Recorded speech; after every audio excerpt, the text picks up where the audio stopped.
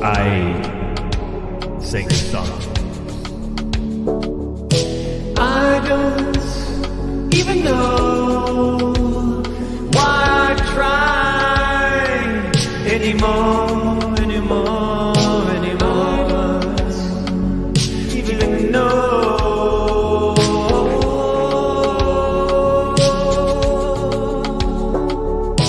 I don't even know why I try anymore. Even know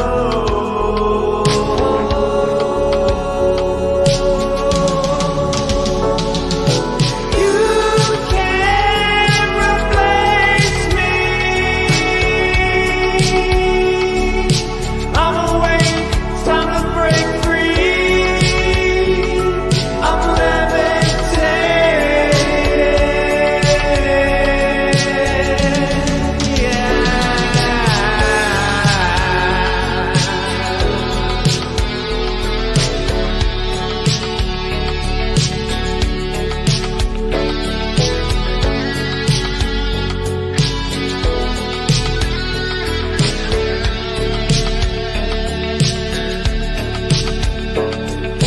I don't even know why I try anymore. Even know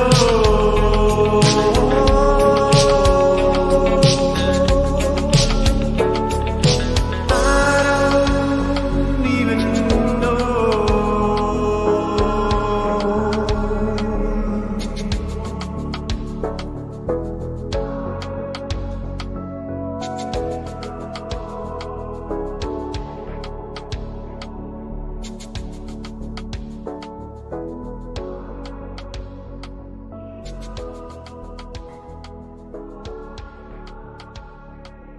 Anymore.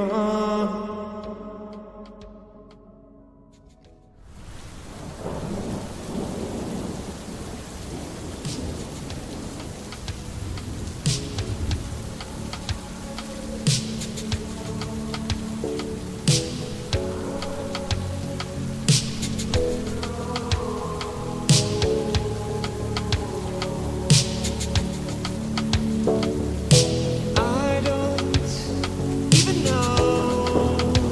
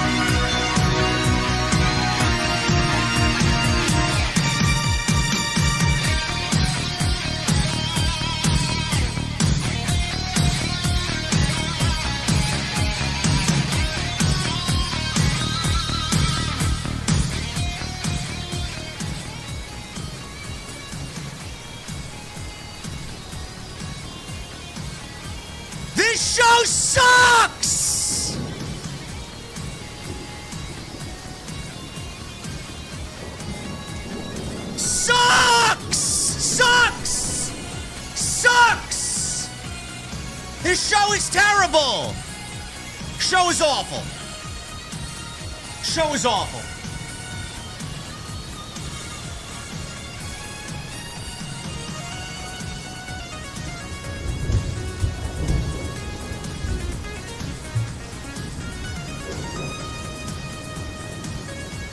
WWE had one job to do. One. Uno. One. One job, chat. One job. One job. That was to give us a Cody Rhodes and Randy Orton Night 1 main event that was filled with emotion, story, history, legacy. Instead, they wash it all away for Pat McAfee, who just became the most vilified entity in all of pro wrestling.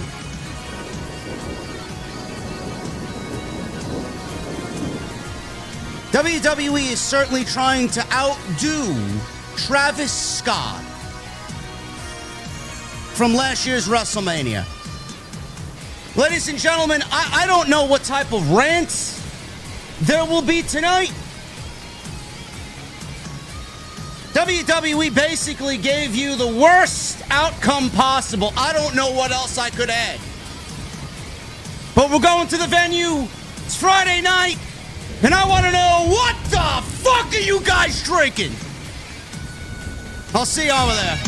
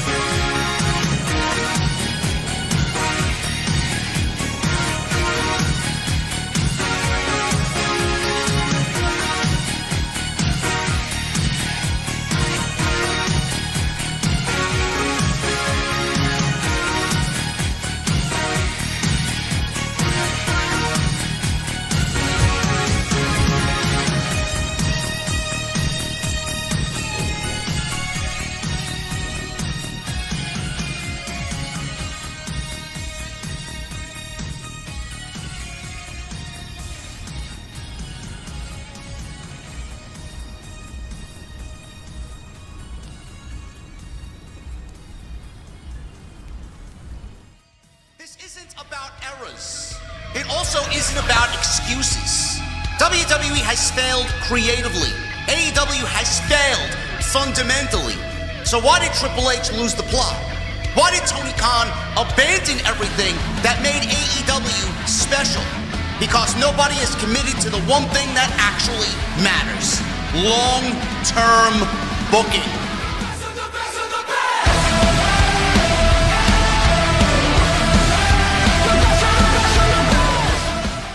What is going on, guys? Thank you so very much for joining me right here on Off the Script. This is your Friday Night SmackDown post-show for April 3rd, 2026. I'm your host, JD from New York. As always, coming to you live from the OTS venue inside my mother's basement.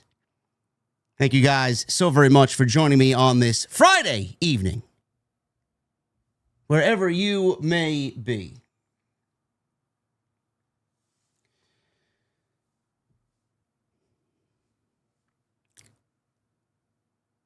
This is coming from Mike Johnson of PW Insider Elite. Regarding the Pat McAfee reveal on SmackDown, those spoken to believe this was an edict from TKO brass to WWE creative. Not an idea that originated in the WWE writing room and was approved by Paul Levesque. One source believed the edict may have come as far up as Ari Emanuel. Says Mike Johnson of PW Insider Elite paid subscription.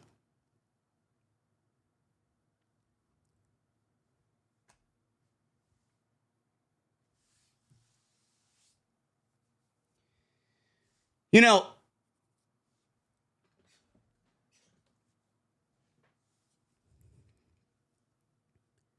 it's going to be easy to blame Triple H for this, because all people are going to see is Paul Levesque approved it. I want to preface this by saying Triple H deserves every ounce of blame for the horrendous television that we've been given through most of this year. The Rumble sucked. Elimination Chamber was fucking terrible. And the road to WrestleMania hasn't really felt like the road to WrestleMania. I am in absolutely no way, shape, or form telling you not to blame Triple H. But to blame Triple H for Pat McAfee, I genuinely think is unfair. If it's coming from Ari Emanuel, Triple H has absolutely no other choice but to approve it, because Triple H has no power when it's coming from someone like Ari Emanuel.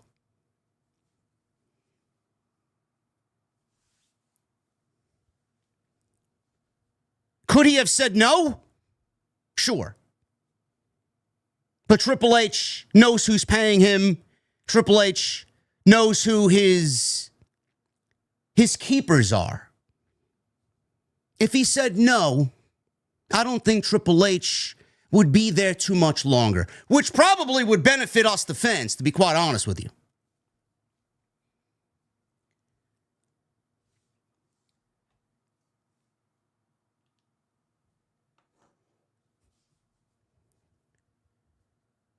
WWE came into tonight's SmackDown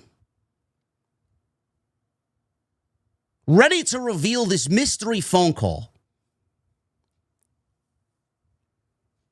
Randy Orton said as much on social media yesterday.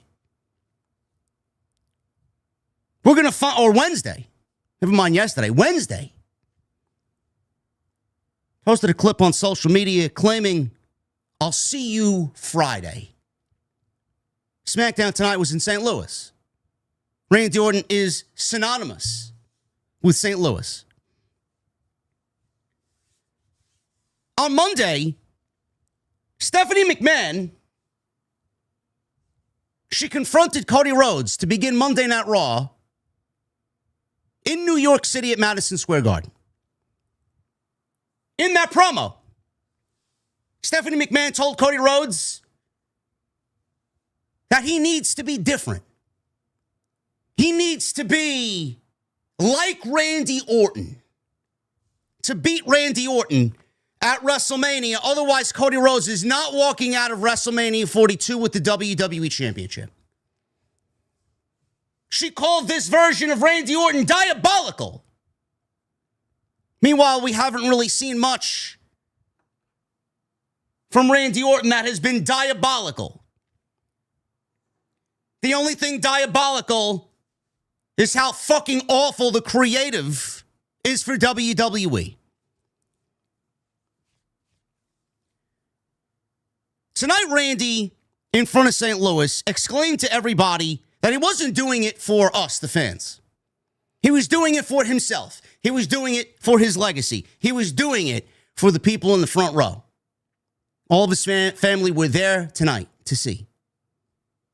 He's going to win number 15 for them. Cody Rhodes came out. No words were exchanged between Cody and Randy. There was a fist fight.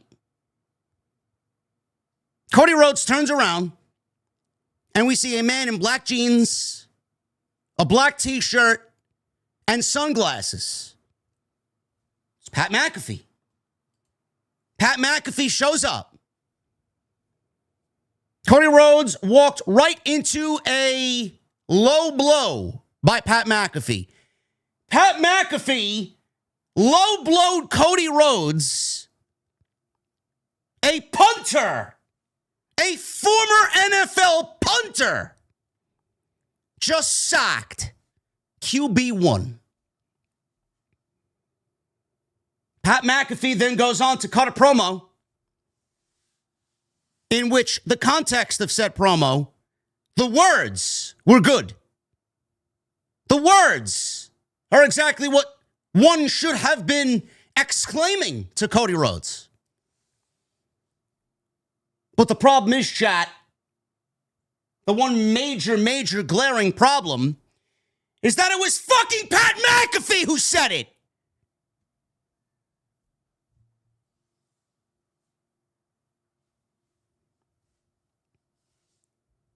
Pat McAfee was revealed as the mystery phone call to Randy Orton over the last 3 weeks.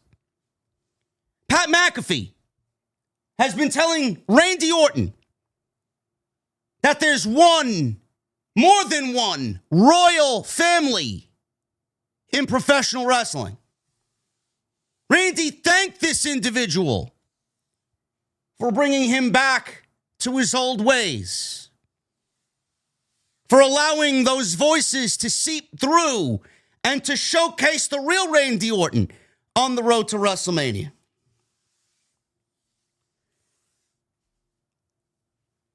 Bro, we've been watching WWE. We've been watching Randy Orton for over 20 years. Never in my entire fucking life, as long as I've been watching Randy Orton's work, did we ever think that Randy Orton needed Pat McAfee on the road to WrestleMania to win an elusive number 15, something that people in this company, in this business, would die to achieve. Never in 1,000 lifetimes would we think that Randy Orton needs Pat McAfee, a former NFL punter, to give him advice on the road to WrestleMania.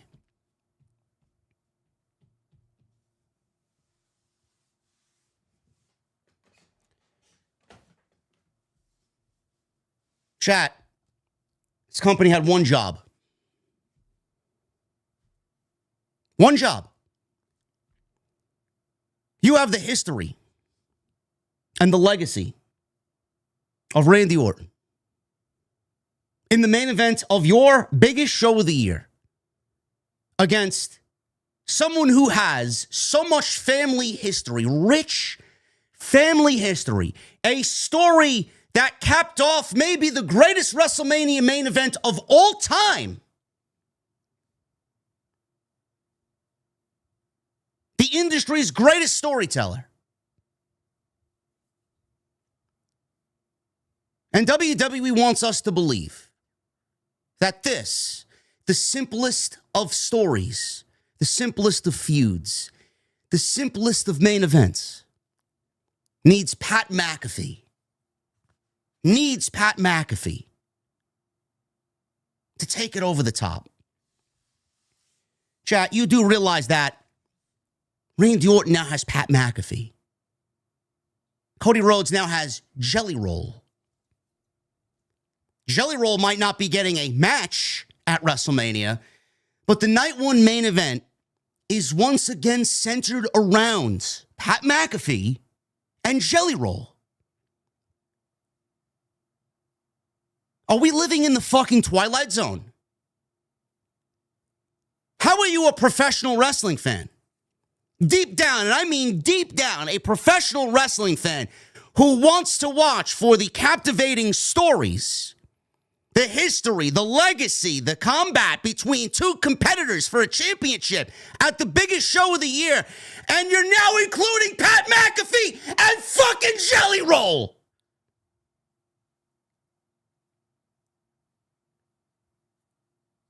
You had one fucking job. One. That was to erase what you did last year. Nobody is going to forget Travis Scott. Nobody. Not one single person is going to forget Travis Scott. The worst WrestleMania main event in fucking decades.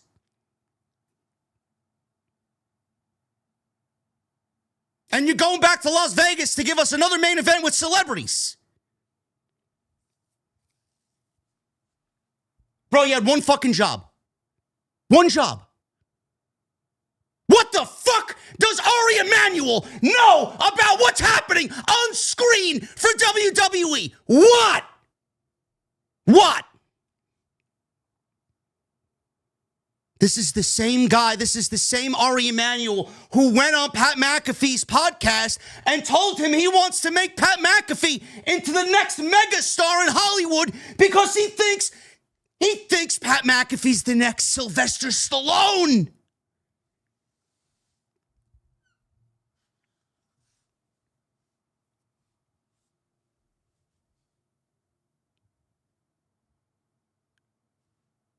We're done. We're finished. The WWE, you thought last year was bad. You thought last year was bad. Chat, we're finished. It's over. Triple H not only should be fired, after tonight, not only should be fired, they are absolutely, at this stage of the game, absolutely at this stage of the game, sabotaging that man. I guarantee you, in the next 18 months, Triple H will not be running creative. Mark my words. He will not be running creative. It's over. It's over.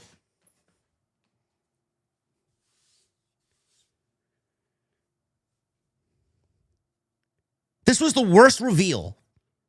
The worst reveal that WWE could have possibly ever given us. Ever. It wasn't even that big. It wasn't even that big of an aspect. It wasn't even that big of an aspect. We didn't need a fucking phone call. We didn't need Pat McAfee. We didn't need anybody. All we needed was Randy and Cody. All we needed was fucking story. That's all we needed. That's all we needed.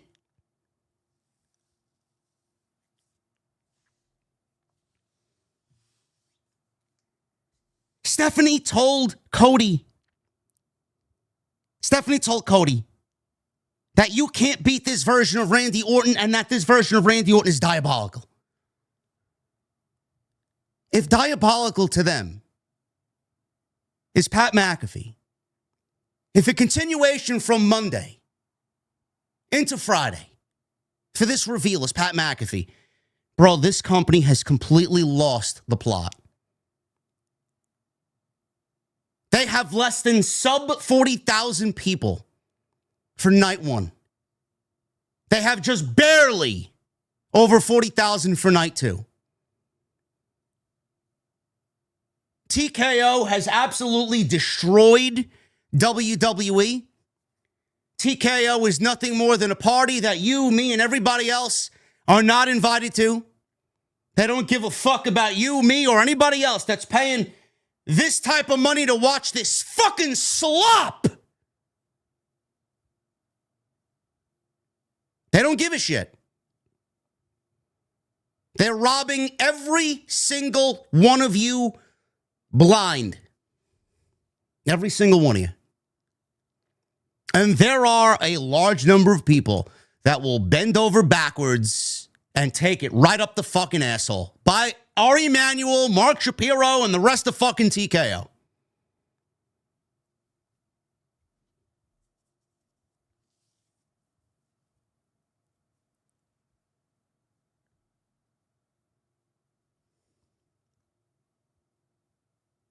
They told Triple H that they wanted Pat McAfee in this spot. I would be shocked that if Vince McMahon was in the spot and never left, I wonder if Ari Emanuel would tell Triple H what he told Vince McMahon, or what he would tell Vince McMahon what he told Triple H. I wonder if he would tell Vince McMahon the same fucking thing. I want this and no other way. Bro, Triple H is cooked. He's done. Not only should he be fired, not only do I think he's going to be out in 18 months. Bro, they don't respect him. They don't. They don't respect him. If the ticket sales were up and the interest was up and everything was up and they didn't see a decline during their busiest season of the year, bro, they wouldn't be stepping in to tell him what to do. They wouldn't. But being that there is a 19% decrease year over year for this year's WrestleMania as compared to last year, now they feel like they can step in and tell him what needs to be fucking done. But at the end of the day, they have nobody to blame but themselves. They have nobody to blame but themselves. They are the reason why they are in the position that they are in. When one starts to get just a little bit greedy, bro, you open up a small cut, bro, that's gonna open up into a huge fucking infection, a huge infected wound that is never going to go back to normal, ever. They are down year over year 18%, and now they feel like they need to interject to get ticket sales up, which is the only reason why John Cena was announced as a host. Don't let anybody fucking blow smoke up your ass with that one. That came about recently. Not back in November, not back in December, not before the Rumble. Recently, because they feel like, well, let's announce John Cena as the host for WrestleMania. It'll boost ticket sales. And it'll boost nothing. It'll boost nothing. Tonight, Pat McAfee being interjected into this, and he's out there posting links to tickets, and he's claiming this is going to be for the better of the sport. We're going to save professional wrestling. Motherfucker, we don't want you. We don't want anything to do with you. On air, on commentary, or anything about you on television. We don't want it. Pat McAfee is not going to get any more people to join on for WrestleMania, for people to buy a ticket, for fucking interest. It's actually driving people away because we are fucking sick and motherfucking tired of this garbage. We're done. As a fan base, we're done. I'm tired of the jelly rolls and the fat fucking Pat McAfees and the little yachties and the little fucking dicks and all these other fucking D-list celebrities, Netflix and Hulu and NASCAR and NBA. Bro, I'm done. I'm done. I'm done. I don't give a fuck. We don't give a fuck. Sexy Red, I don't give a fuck. We don't. We don't. I don't want to watch television where I find an escape in and I gotta listen to fucking Lil Yachty. I don't care about his music. I don't care about what he does. I don't care. I'm done. I show speed. I'm done.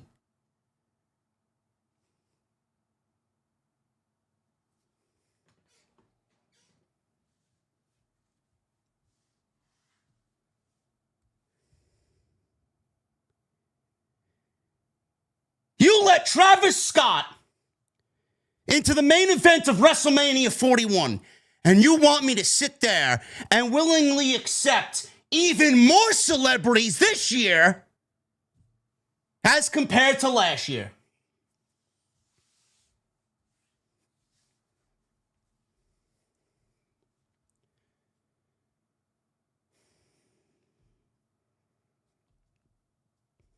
All you got to do is write me a story. All you got to do is write me a story, Paul. Just write me a fucking story, Paul. Something with a beginning, a middle, and an end. Something. I don't give a fuck what excuse you want to use. I don't give a shit what you want to say. This is not the same guy who wrote Black and Gold NXT. That Triple H got it. That Triple H was fucking motivated. That Triple H was on fire. That Triple H loved the business. This version of Triple H has lost the fucking plot. This version of Triple H clearly has the wrong fucking people around him. This version of Triple H is fucking clueless. This version of Triple H is nothing more than a fucking puppet answering to suit and ties who don't give a fuck. They don't give a shit. Ads on the mat, ads on the turnbuckles, commercials during PLEs. Bro, we're done! Pat McAfee wants to claim they want to save professional wrestling. From who? From who? Cody Rhodes? That's what you want me to believe. You want to save pro wrestling from the one guy who's got pro wrestling in his fucking blood. You need to save us from the people who made the decision to bring you in. That's who we need. That's what we need saving from.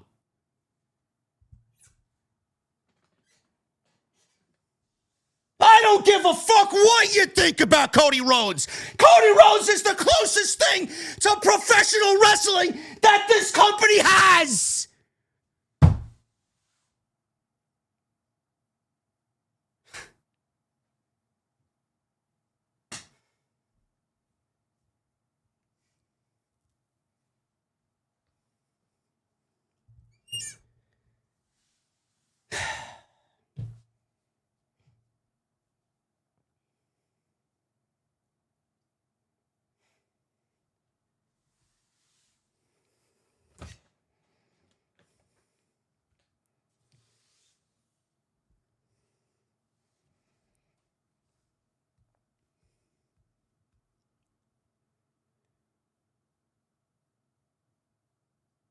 You had 4 weeks.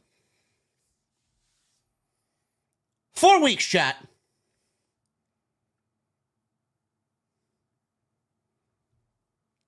Cody Rhodes was attacked 4 weeks ago.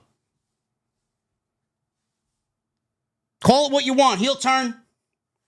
Babyface turn.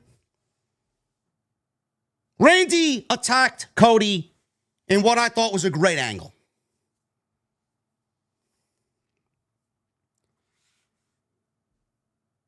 You have 4 weeks to tell us a story of Randy being diabolical. That was only stage 1. This is the same company, by the way, that had The Rock show up and beat this motherfucker outside in the rain in front of his tour bus while he was bloodying him up, calling out for Mama Rhodes with Cody's blood on his weight belt, claiming he was going to deliver the bloody weight belt to Mama Rhodes at WrestleMania. That was diabolical. WWE did not, would not, and I don't think they will ever go back and give you something like that, especially with Randy Orton. You have 4 weeks. You couldn't sell me on Randy Orton stalking Cody Rhodes. You couldn't sell me on Randy Orton potentially dipping into Cody's private life. Maybe something with Brandy. Maybe something on the tour bus. Maybe showing up at the guy's fucking home. Give me something that is truly diabolical with Randy Orton, where Cody Rhodes is living in fear. Only for Randy to show up at his home, which will snap Cody into reality on what he needs to do.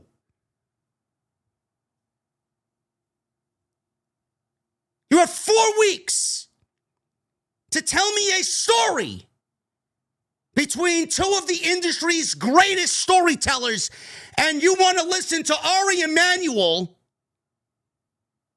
who feels like they need Pat McAfee.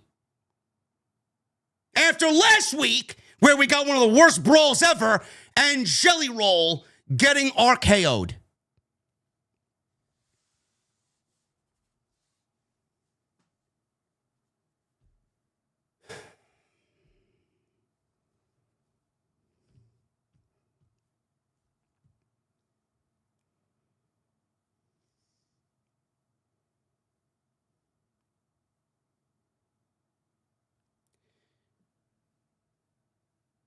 Then you got the half-witted brain rot of the IWC.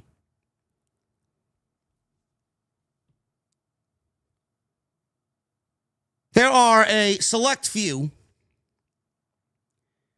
who claim, well, why don't you give it a chance, JD?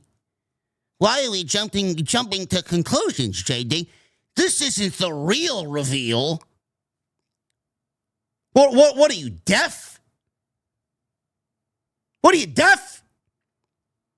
Pat McAfee just exclaimed to everybody that he was the fucking one on the other end of the phone. What other reveal? There's no other reveal. This is it. You got a bunch of idiots online. Oh, this is not the real reveal. Give it time. Give it a chance. Bro, I don't know what the fuck you're watching. I'm done giving chances. I'm done. They don't deserve my patience anymore. They don't deserve my time anymore. And most importantly, they don't deserve my trust anymore. You're going to have to do a hell of a lot to get my trust back now.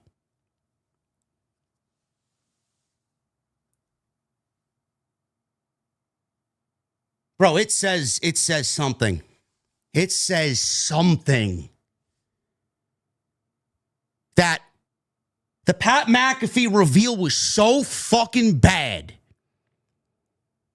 that it would have been the absolute greatest decision that they could have ever made to have Randy Orton come out and exclaim that the person on the other end of the phone was 2009 Randy Orton. That he was listening to someone on the other end of the phone that sounded exactly like him. He was talking to himself back in 2009.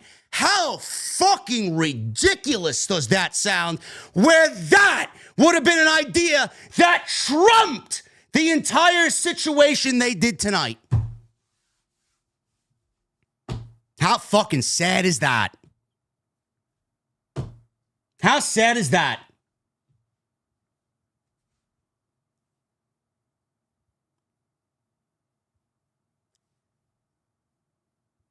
Out of all the people that we discussed, that's who it could be. Arn Anderson. Randy's father, Bob Orton. It was never going to be because he was too perfect of a candidate, Dwayne. Sami Zayn. And Kevin Owens. Triple H was on the list. Stephanie McMahon was on the list. Shane McMahon was on the list. Kevin Owens, who had a history with Randy Orton and had a history with Cody Rhodes. After everything that Kevin Owens went through with both, recovering from neck surgery, the last match he was supposed to have was supposed to be with Randy Orton.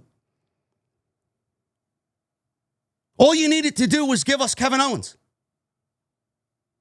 The context of Pat McAfee's promo would have fit perfectly with Kevin Owens saying it.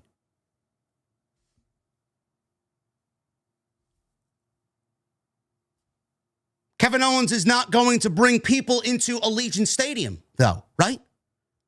No, because Pat McAfee is. Pat McAfee ain't drawing flies to shit. Nobody's showing up to watch WrestleMania. Nobody's showing up to be at WrestleMania because Pat McAfee and Randy Orton are now linked. Nobody. If they genuinely believe Pat McAfee is going to be a needle mover to get tickets into WrestleMania, bro, these are the dumbest fucking people running any sports organization known to existence.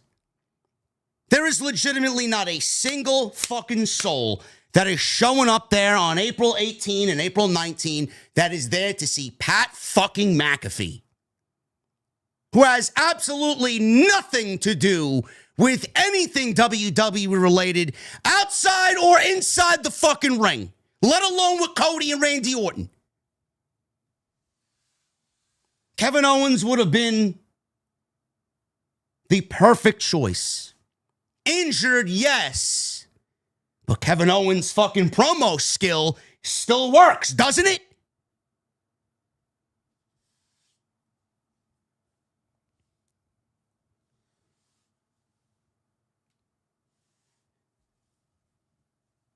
People are saying that this is just a reveal to a reveal.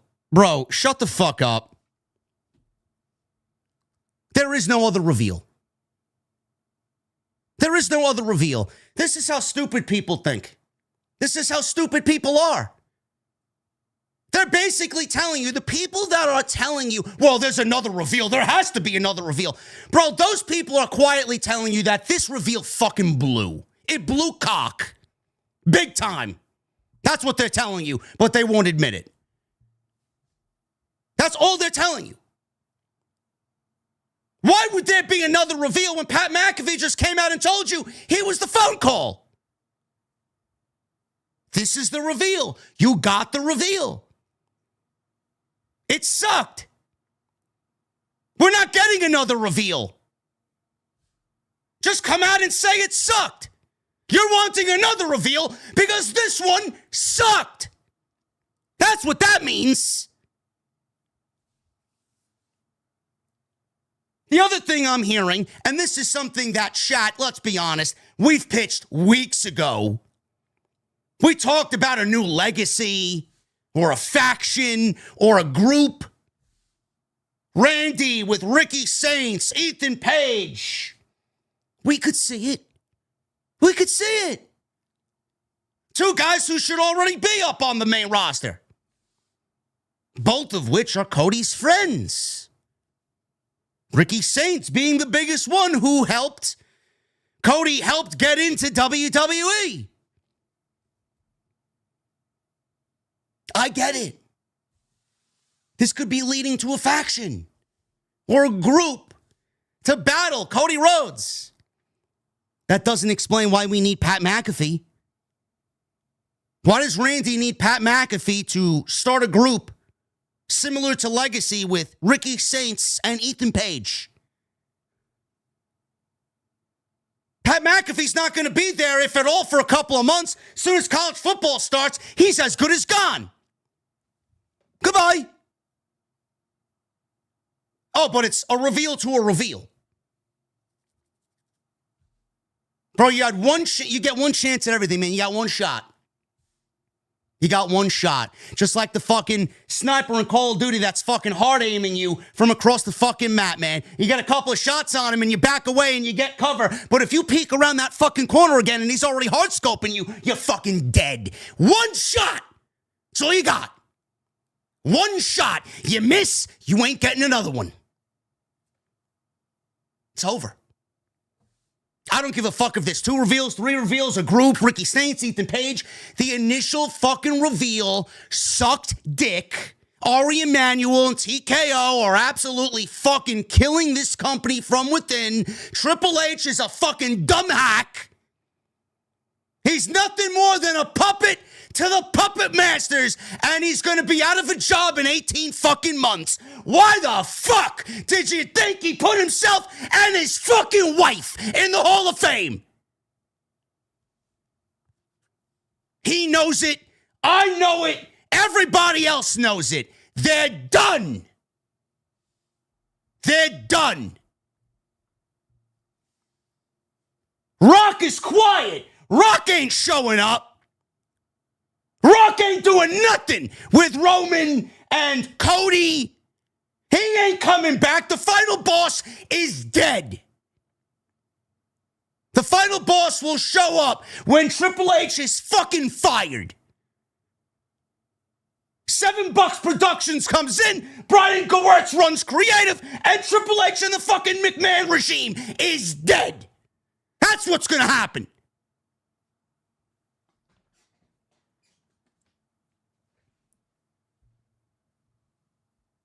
He's finished. This show is finished. This company is finished. The creative is finished. The PLEs have fucking been rotten to the fucking core. Yet I got people claiming, man, you're a negative Nancy tonight. The shows suck. They are fucking terrible. It's terrible. What would you like me to be positive about? What? The best thing on tonight's show was Danhausen.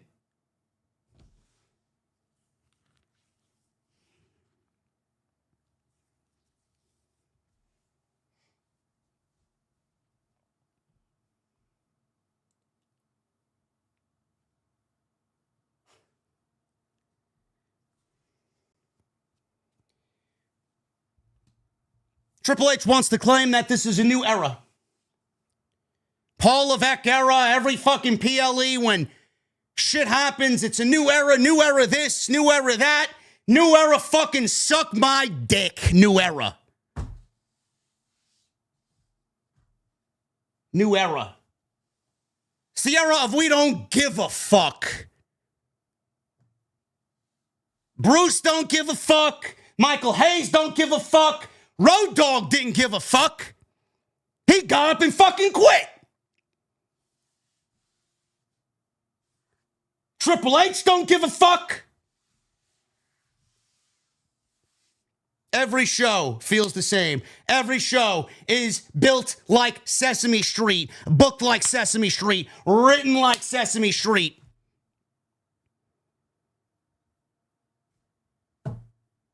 Safe, predictable, unexciting, formulaic.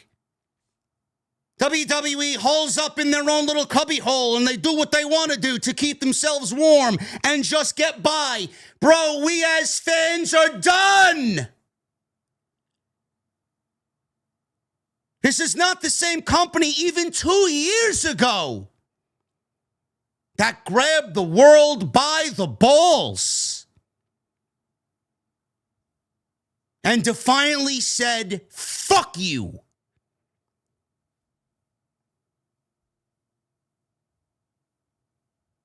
Where are they?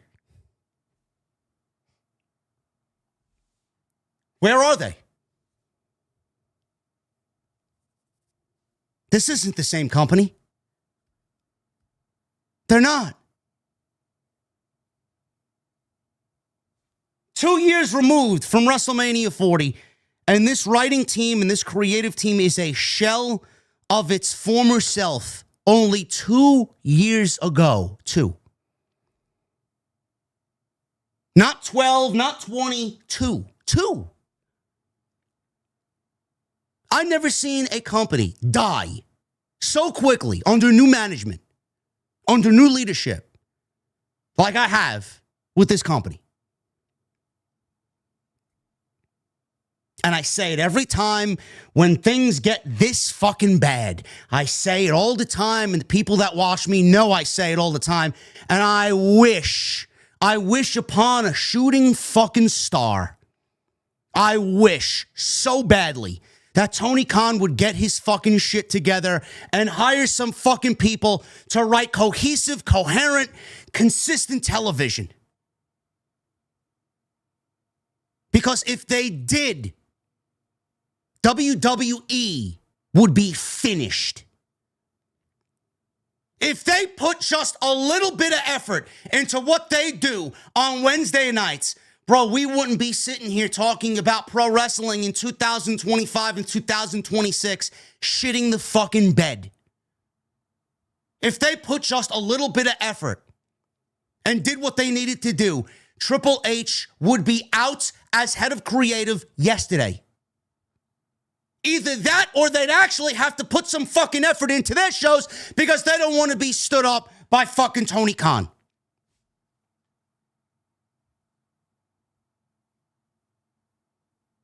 Tony Khan has had so many prime opportunities to strike while the iron is hot. Fucking go for the kill when they are at their weakest.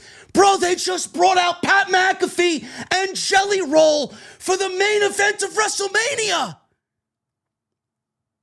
After we got Travis Scott last year in the main event of WrestleMania, shitting all over the main event.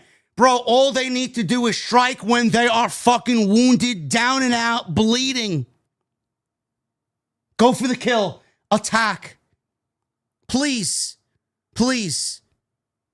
I desperately want to love something again. I desperately want to be excited again. I desperately want that love for professional wrestling again. But I can't when the entire fucking industry on both ends is run by two billionaires who don't give a fuck about anything but their wallets.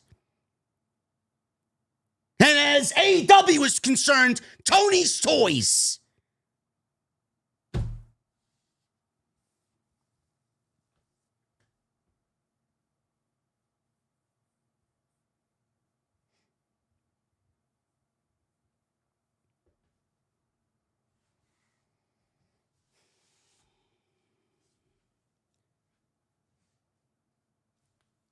I don't know what else to add.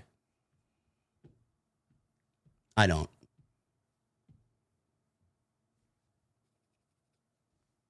You know, I do this show. I have no notes in front of me. I have zero notes. Zero notes. Zero notes. I got my fucking Razer mouse pad. I got my Gengar mouse pad. I got nothing in front of me, bro. Nothing. Nothing.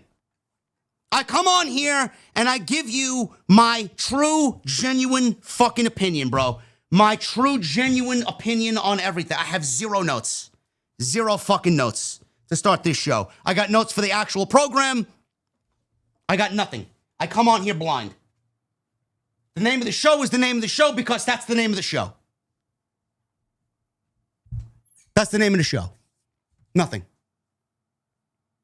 Nothing. Yes, like WWE Creative. I have nothing. Nothing. I got my phone. I got my mouse. I got my fucking cold beverage. I got nothing. Nothing. This is how we genuinely feel. This is how we genuinely feel. I rehearse nothing. Come on here, shoot the shit. Come on here and just shoot from the heart, bro. I'm done. I'm done. This company is cooked. Company is cooked. Cooked.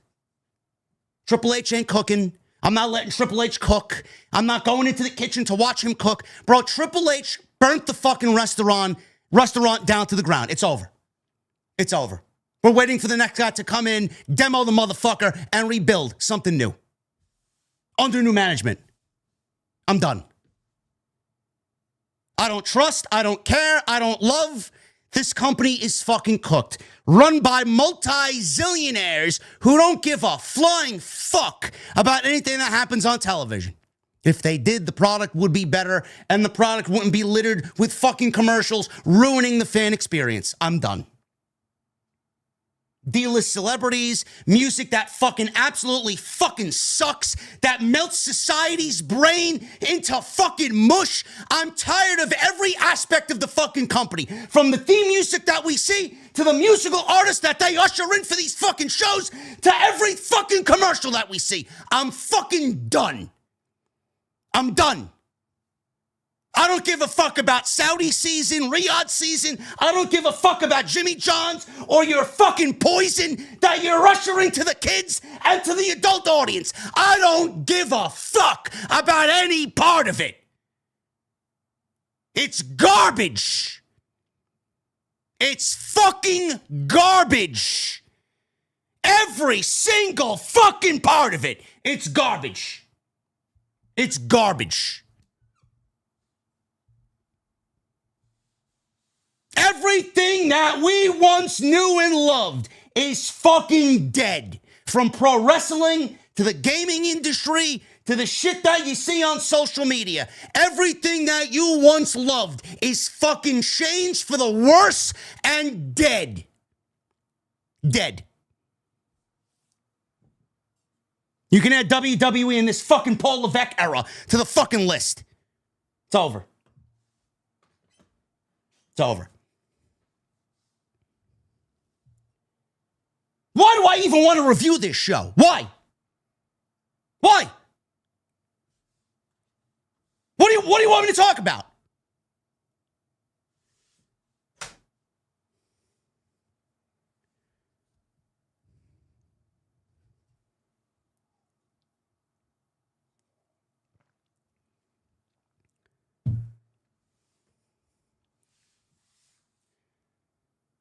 All I'll say is if you haven't hit the thumbs up or the subscribe button, I wish you would. There's only going to shout them out because I'm in a mood to give back. There are very, very few of us. Very few. I see Ross in the chat. Love Ross. Love what he does. Do I get out of line sometimes and I poke fun at the reaction streamers? Sure. Some of them are shit. Ross is a real one. Solid monster. Guarantee you he went on a, not as big as me. Guarantee you solid monster shot straight with every fucking one of you.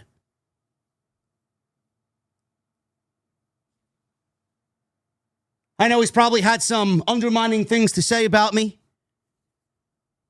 But I think being two New Yorkers, we're pretty much on the same wavelength. BC Amplified. He's going to fucking burn this shit down to the ground tomorrow.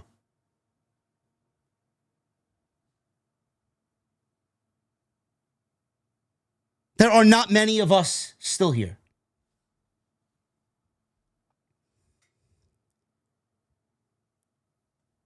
We got 4,000 people in here live.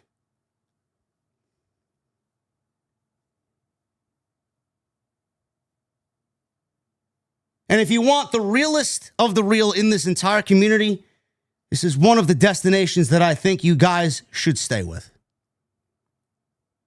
Everything I say always comes from a place of love and passion.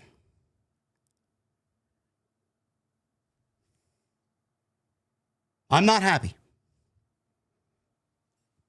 I'm not happy. No, anybody else that you're naming in the chat, I see. No. See this guy here, Alexis Vidali, get this guy out of the fucking chat. You're gone. No, I don't meddle with fucking grifting fake content creators. Goodbye. Sorry. People make content just for the sake of hating on it. No, they don't compare to what we do here. When it's good, it's good. When it's bad, it's bad. That's what we do here.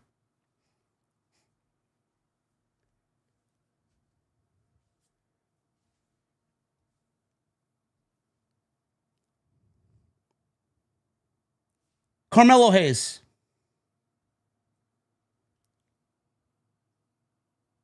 This was the other thing that pissed me off. Bro, Carmelo Hayes,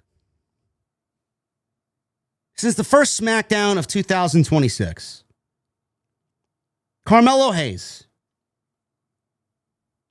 How old is Carmelo Hayes, chat? What is he, 20, 25, 26, maybe? Dude's not even 30 years old yet. Melo isn't even in his fucking prime. Coming out of last week's show, the one biggest thing that I was going to have underneath the microscope was if Carmelo was going to come out and either A, claimed that he got screwed and wants to get added to the United States Championship match at WrestleMania. He's 31. I'm seeing he's 31 years old, 32. I see 33. I see 29. How old is he? I see a lot of 31s. Okay. Fine. He's not in his prime yet.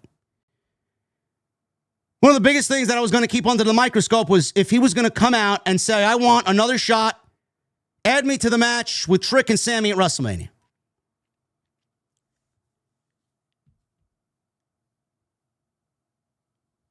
Maybe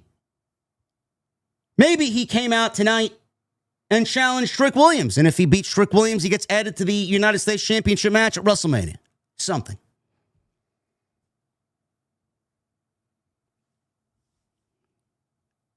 He shows up tonight, middle of the show, challenges Sami Zayn. Sami Zayn is very conflicted with what he wants to do. Trick Williams eggs him on.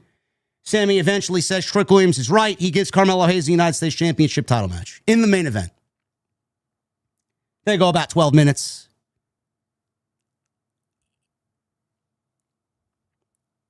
Carmelo sold a knee injury off of a high spot dive over the top rope.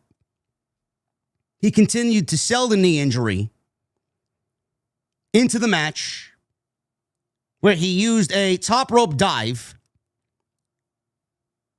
frog splash, onto Sami Zayn, but he came down knees first. Hit the splash, came down knees first. He sold the knee some more to a point where the referee was backing him into the corner. And the referee was asking him if he wants to continue. Is he all right to continue? Sami Zayn felt conflicted. Sami Zayn then, quote unquote, hulked up, backed himself into the corner, and leveled Carmelo, who was being attended to by the referee, with a haluva kick. Down goes Carmelo, 1, 2, 3. And Sami Zayn, once again, for a second week in a row, beats Carmelo Hayes for the United States Championship.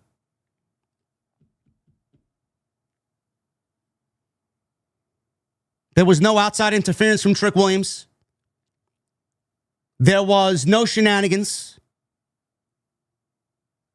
Clean as a whistle. Carmelo Hayes was compromised with the knee injury, but otherwise clean as a whistle. 2 weeks in a row. With no sign. With 2 weeks to go. There's 2 SmackDowns left. No sign at all after tonight that Carmelo Hayes will be added to the United States Championship match. If they wanted him in that match, I don't understand why you wouldn't add him after last week's very blatant and apparent outside interference from Trick Williams. The show ended with Trick Williams standing tall with the United States Championship as him and Little Yachty attack Sami Zayn.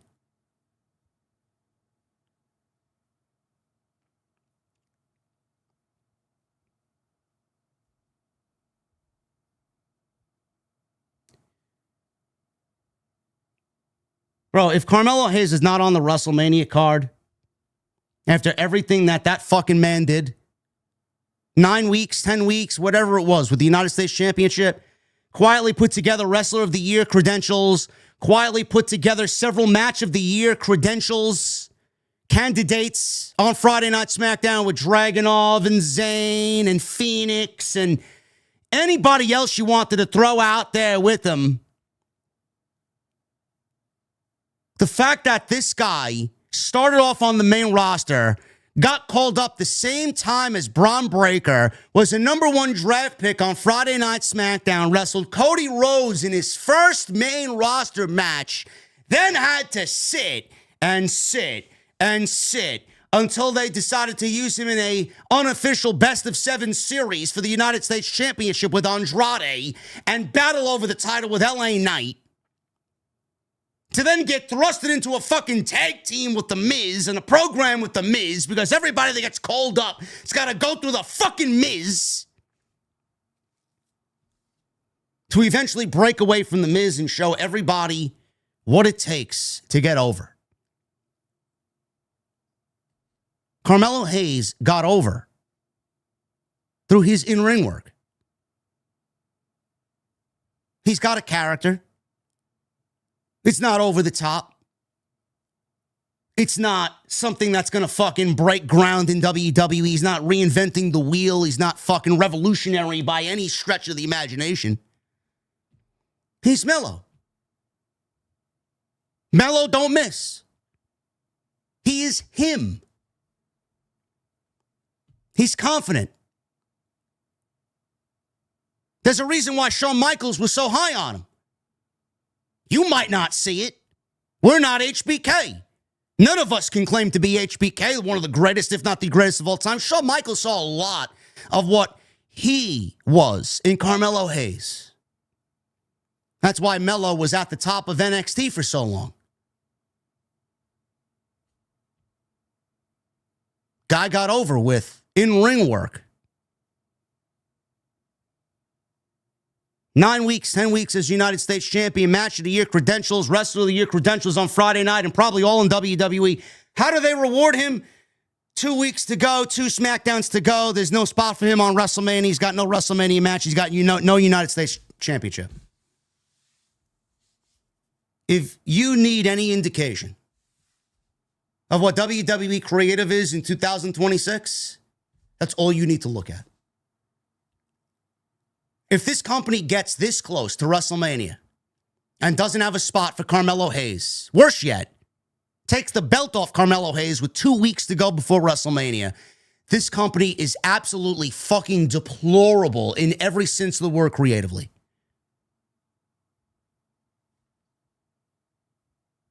Why? Why? How? Do you genuinely think Sami Zayn and Trick Williams is going to be a better match one-on-one than a Carmelo Hayes, Sami Zayn, and Trick Williams match? Or better yet, Carmelo Hayes and Trick Williams, who have a history together, which was right there, which they opted not to take.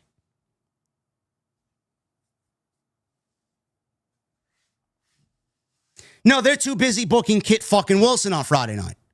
No, they're too busy booking fucking Pat McAfee on Friday night. No, they're too busy booking fucking Jelly Roll last week with 4 different segments on a Friday night. No, they're too busy having a referee fucking cursed on Friday night, faking an arm injury because Danhausen came out and cursed The Miz and Kit Wilson from winning the tag team championships. This is the level of creative on Friday night. And if you are on board with what they are doing in 2026, you are just as fucking clueless as Ari Emanuel and the rest of fucking TKO.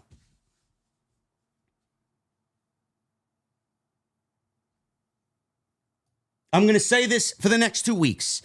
Get Carmelo Hayes on WrestleMania. Get Carmelo Hayes in that United States Championship match. And get this guy his first WrestleMania. What the fuck are we doing? What? Does someone on the writing team not like Carmelo Hayes? No, we got to get Sami on the card. We got to get Trick Williams on the card. Bro, you found spots for Nia Jax / Legend, the fucking Bella Twins. I Show Speed, but you can't find a spot for Carmelo fucking Hayes? I Show Speed picks up the phone when Triple H calls and says, Speed, I need you at WrestleMania. All right, what are you paying me? I don't watch WWE in my free time over Carmelo Hayes, who's there every fucking week, on a plane every week, in a hotel fucking room every week, carrying around United States Championship, wrestling 9 straight weeks. Nah, fuck him. Fuck Carmelo Hayes. Bro, Rusev is on the WrestleMania card. But Carmelo Hayes can't find a fucking spot on the WrestleMania card.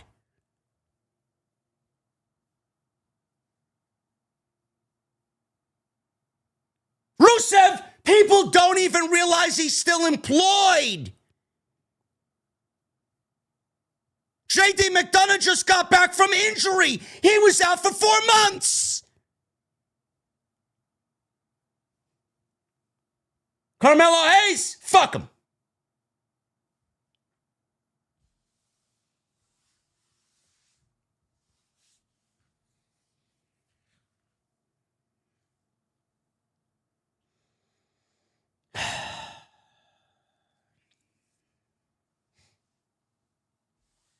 Bro, this show sucks.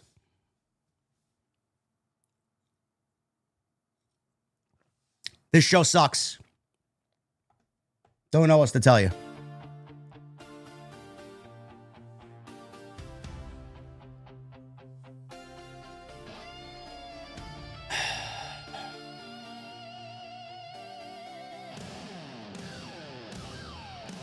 We got 4,000 people in here, man. I want to see no less than 2,000 likes. No less than 2,000 likes.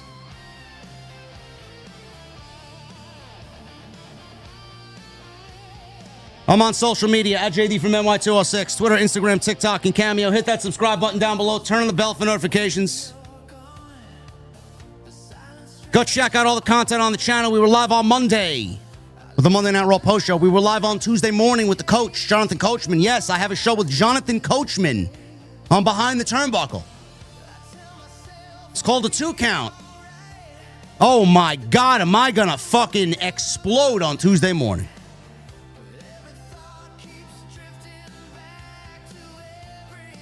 Tuesday night, we got a show called Tuesday Night Titans. It's me and the best co-host that I could ask for in the Solid Monster. Two of the top dogs in this community, man, have a show together on Tuesday night called TNT. Go and check it out. Live Wednesday with my guy, Chi-Town Smark, who laughed at me when I asked if he was watching SmackDown tonight. We cover Dynamite every week. Friday, I'm here. Unfortunately. And I might, no promises, might, depending on how much I have to drink tomorrow afternoon during happy hour.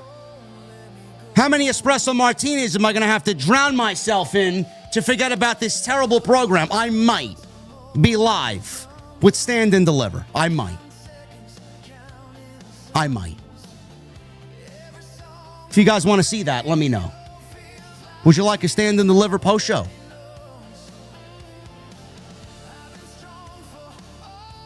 Hit that thumbs up, leave a comment down below. Go check out the content. Follow me on social. Tonight we're sponsored by Mars Men. mengotomars.com. We'll talk about my friends over at Mars Men a little bit later on in the show.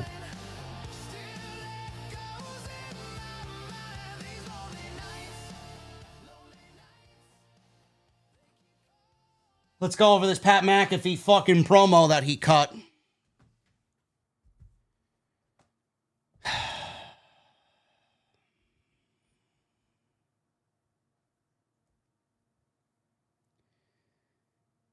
Randy Orton started the show tonight. They were supposed to end the show. Then they switched it to opening the show. And that's what we got. Randy got a big reaction from the crowd tonight. They sang his theme. Orton kind of took everything in. He finally spoke. He mocked Cody Rhodes by saying, "What do you guys want to talk about?"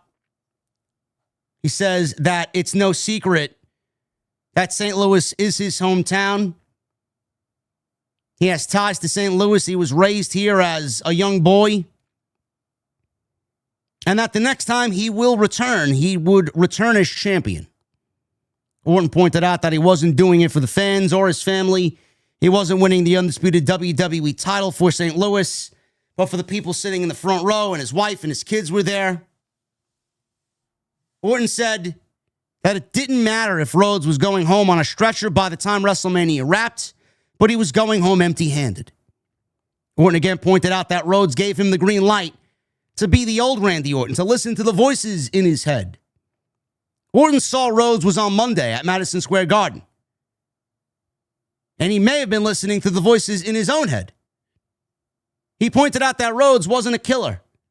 And what was awake inside of him, he said there's no putting that back to sleep. Rhodes made his way out to a very mixed St. Louis crowd. There were people singing his song, but there were very audible boos for Cody Rhodes. He got in the ring. He said nothing. He removed his suit, and they started throwing punches almost immediately. Rhodes got the upper hand and he put the boots to Randy Orton in the corner. They were booing very loudly, just like it will be at WrestleMania. All of a sudden, Pat McAfee appeared and kicked Cody in the dick. He was dressed in a Randy Orton RKO Everybody t-shirt, black jeans, and sunglasses. He continued to attack Rhodes as Orton got a mic, and handed it to Pat McAfee. Orton took a steel chair to Cody's back. McAfee got some cheap heat by mentioning how St. Louis sports suck. Nick Aldis and referees and officials walked down the ramp as McAfee was cutting a promo. A month ago, McAfee said the business passed him by and it was absolute shit. Orton supposedly called McAfee and told him that the business was just going in a direction nobody liked. McAfee asks why he's got to turn on WWE television and see two 5'5" guys wrestling a 45-minute Iron Man match if the guy Randy Orton or a guy like Randy Orton is still around. Now, I don't know if that was shots fired at WWE or that was shots fired at AEW, because I don't know why we are mentioning 5'5" guys going 45 minutes. The last time we saw a 45-minute match on WWE television, it might have been singles match-wise. Probably Cody Rhodes and John Cena at SummerSlam last year. Bro, the longest match that we got, probably Cody and Seth at Crown Jewel. Or AJ Styles and Cena at Crown Jewel.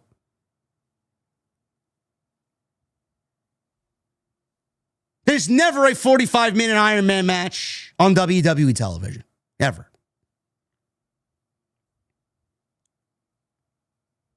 McAfee then brought up SmackDown's worst-rated episode of all time last week, and he called Cody Rhodes a puppet. McAfee revealed himself as Orton's mystery caller, and then claimed that him and Randy Orton were going to save the fucking business.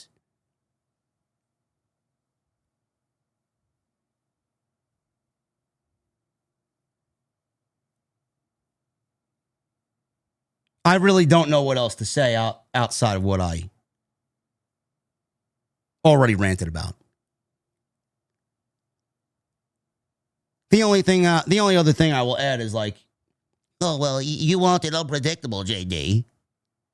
You wanted them to stop being safe, JD. Bro, I didn't ask them to be fucking terrible. Everybody that liked what was done here, you are a direct reason why this product is in the fucking shithole it's currently in right now. Point blank, 100%, period. You. Not everybody, not the people that are watching me right now.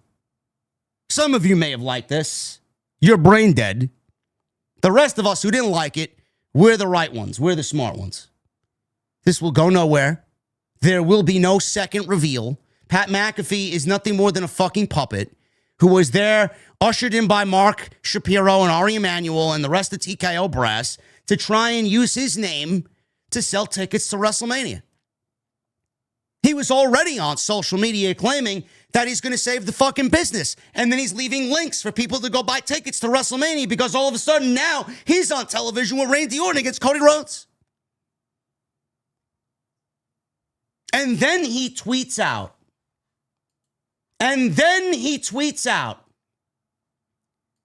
That he will never return to wrestling ever again if Randy Orton loses at WrestleMania. He took to social media and he added Fightful, Wrestle Talk, a bunch of other accounts in the IWC that I don't really care to mention. He mentioned Behind the Buckle with Coach. He mentioned Busted Open Radio. Here's a little spoiler for everybody. Nobody's live with 4,000 fucking people on a Friday fucking night. Gather up Fightful's audience and Coach's audience And everybody else is the Wrestle Talks audience. And none of them have as many people as I do on a Friday fucking night talking about this dog shit program.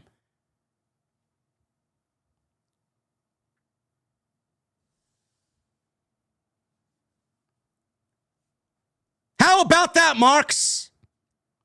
McAfee said in a video, never back on any wrestling television if Randy Orton loses at WrestleMania. I don't know how long the business will last if that happens, but I will never come back.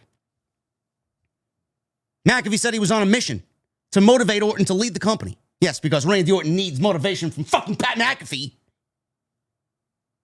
I am here on a mission to motivate a 6'5", 280-pound monster to lead the WWE.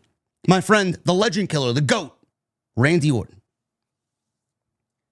Then, chat, he plugged WrestleMania ticket sales, calling Orton versus Cena and the match the most important match in the history of the business. Tickets available now, McAfee said in the tweet. Most important match in the history of the business happens in Las Vegas. Come watch it live.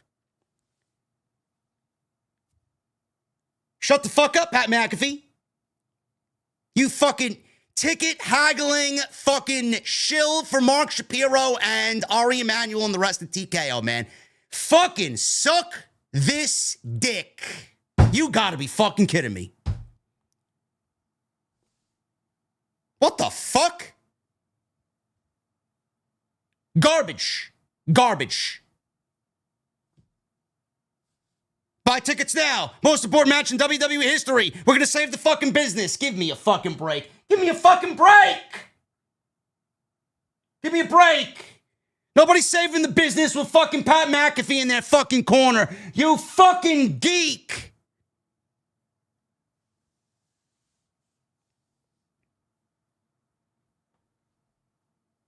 This shit sucks. This shit is fucking garbage. Bro.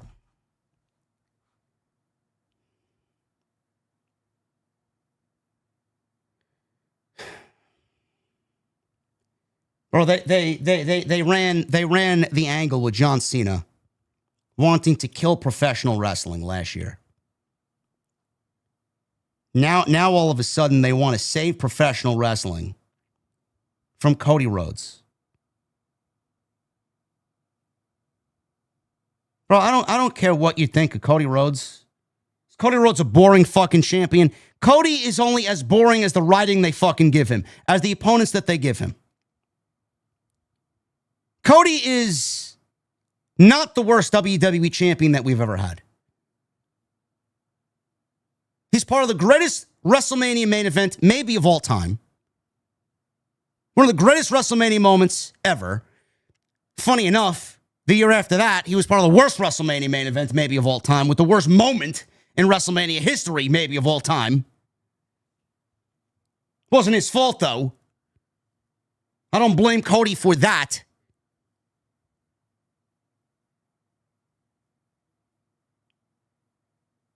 Are we really blaming Cody Rhodes for the downswing in WWE ratings, interest, worst SmackDown ever?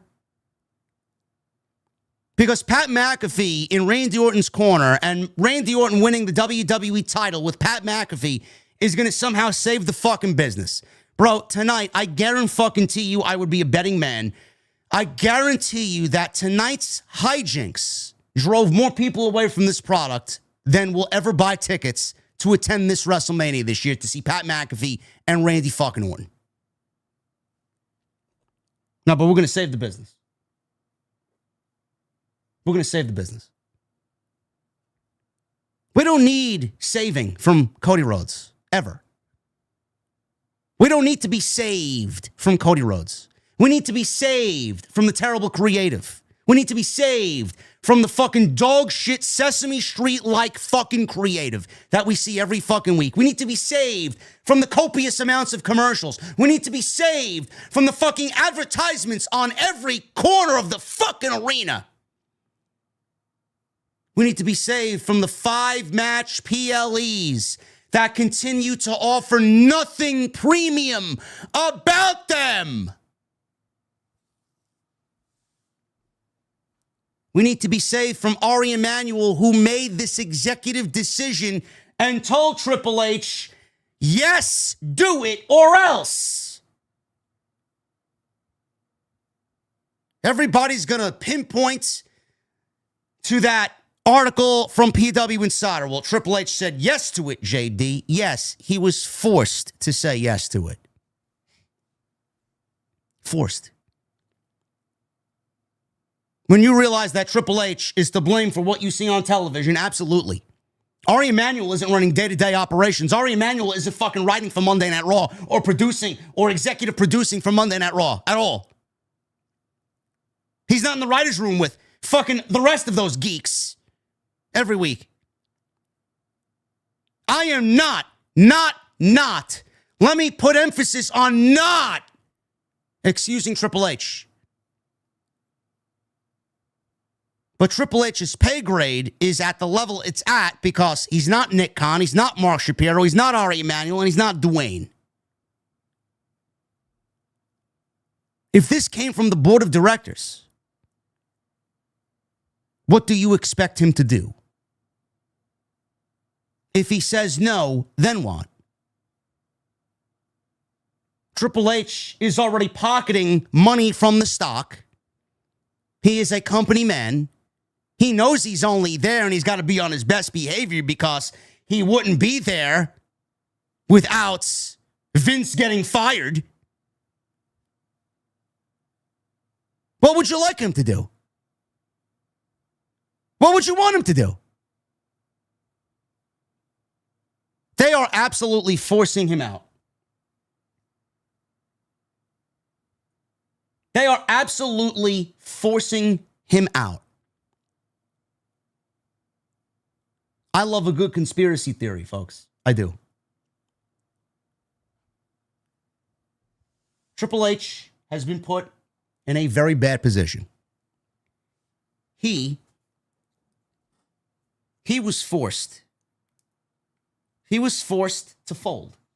We got the WrestleMania event taking place in Las Vegas. Bro, Triple H was at the poker table. And he had not a winning hand. He couldn't call a bluff. He folded. He had Ari Emanuel, Mark Shapiro, and Dwayne Johnson all sitting across the table from him. Nick Khan, all sitting across the table from him. It's a 4-on-1 gangbang. What do you want him to do? You want him to play the hand knowing that he's got nothing? Genuinely. That man folded as quick as I folded my fucking laundry tonight during SmackDown. You can blame Triple H for every other aspect of this year that has been fucking deplorable. Deplorable. We had one of the worst Royal Rumbles in recent memory. We had a fucking horrible Elimination Chamber, and we have a subpar road to WrestleMania where they're down 18% year over year for ticket sales. If Ari Emanuel thinks Pat McAfee is going to be the boost for business that he needs, Ari Emanuel is going to wake up with a fucking rude awakening. Pat McAfee ain't selling a fucking dime. I don't give a fuck who you are. Nobody's showing up to watch Pat McAfee stand in Randy Orton's corner. But again, what would you want Triple H to do? What do you want him to say? Everything that's happening to Triple H is calculated. Everything. Nobody found it weird when Triple H put himself in the Hall of Fame? I did. You're going to deny me? Motherfucker, I called the Vince McMahon thing fucking spot on before Brandon Thurston even fucking reported anything, bro. All you needed to do was watch what was happening.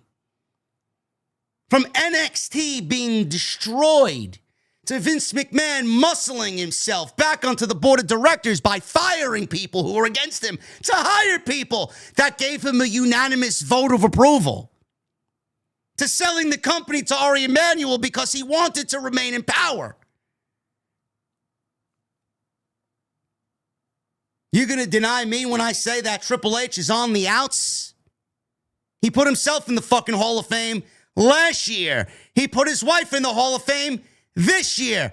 Bro, Triple H knows he's fucked. He's fucked.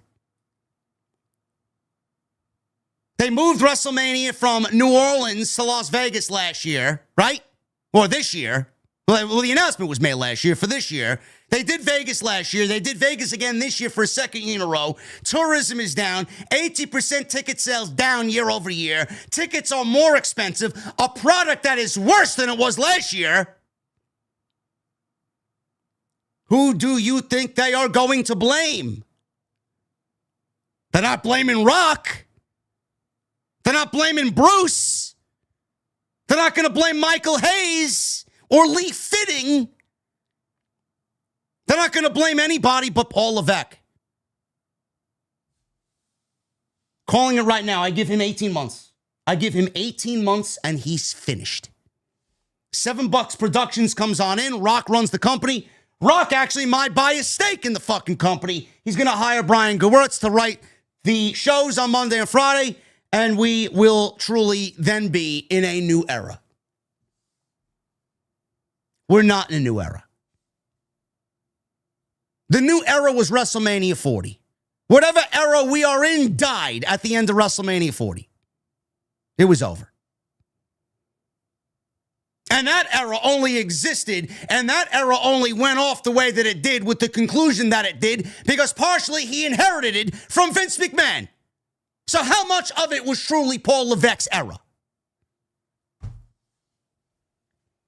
The only reason why Cody Rhodes won the fucking title at 40 and it went off the way that it did is because Vince McMahon told Roman Reigns and Cody Rhodes what the outcome of their match should have been at 39. Let's be real. Let's be real. You want to call a spade, motherfucker? Then this is the truth bomb. Clip it and do whatever you got to do. I don't give a fuck who wants to fucking cry to me in the comment section. The only reason why WrestleMania 40 was a commercial success for Triple H is because Vince McMahon told Roman Reigns that he was winning the fucking match at WrestleMania 39. So what exactly did Triple H do that was so great?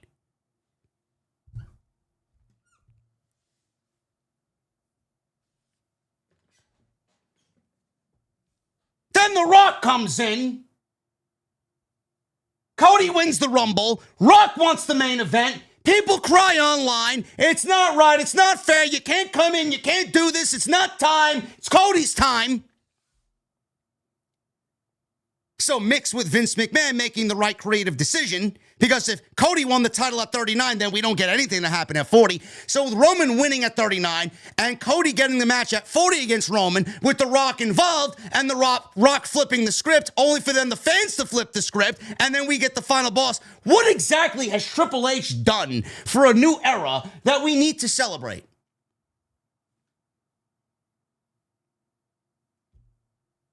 He's only there. He's got the title. He sits in the chair. So naturally, he gets all the fucking congratulations. He gets all the handshakes. He gets all the praise. But we're not stupid. It's easy to praise the guy who comes on out and says, hey, I write the show. I'm the chief content officer. Bro, if Triple H really wanted to make a difference, he would have continued writing great television. The fact that he inherited what he inherited from Vince McMahon and his WrestleMania 40 was only the way that it was because Rock fucked up. What has Triple H done since those two situations, chat, that we can point to and say, yeah, Triple H is great at what he does?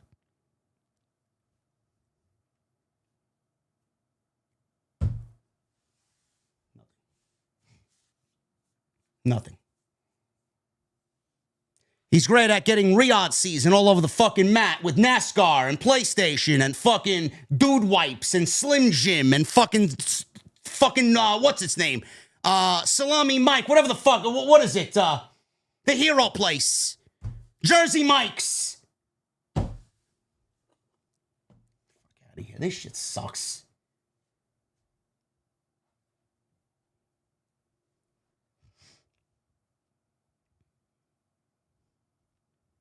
Rhea Ripley. She beat Michin via submission. This was not bad. Honestly, this was not bad. They had Rhea Ripley wrestle B-Fab last week in 90 seconds, only to get ruined by DQ because Jade Cargill interrupted. They only did that because B-Fab can't wrestle. So they actually sent Michin out there to wrestle Rhea Ripley, and it wasn't really that bad.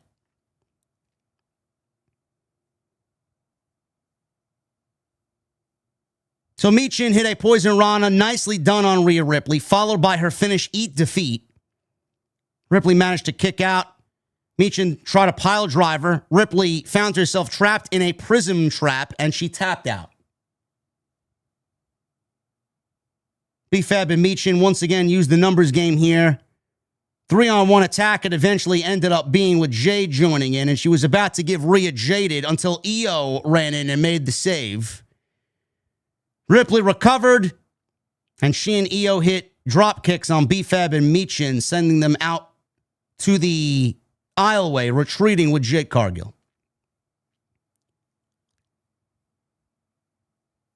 Rhea and Jade's feud has largely been terrible. The dialogue has been terrible. There's no story, and it's just something to give Jade and Rhea a big-time match at WrestleMania. Meanwhile, it doesn't feel like a big-time match because the match, I could tell you right now, is going to be fucking dog shit. I'd be shocked if it actually turns out to be somewhat decent. I thought they were setting Io up for Asuka and Kyrie. Now she's out here on SmackDown saving Rhea from the baddies. So what exactly is she doing? Is she not wrestling Asuka? Or is she going to be at WrestleMania but featured in the corner of Rhea Ripley? What exactly is going on here?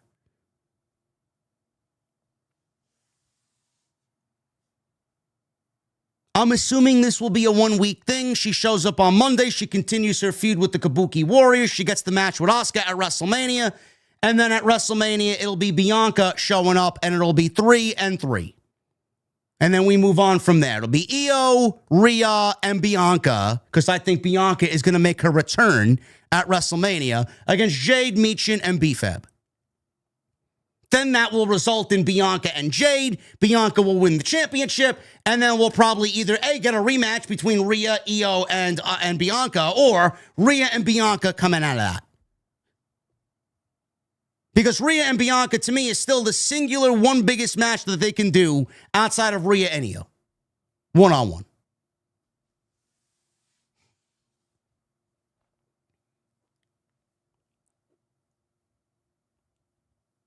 Matt Cardona was getting looked at by the trainers as Aleister Black and Zelina Vega confronted him.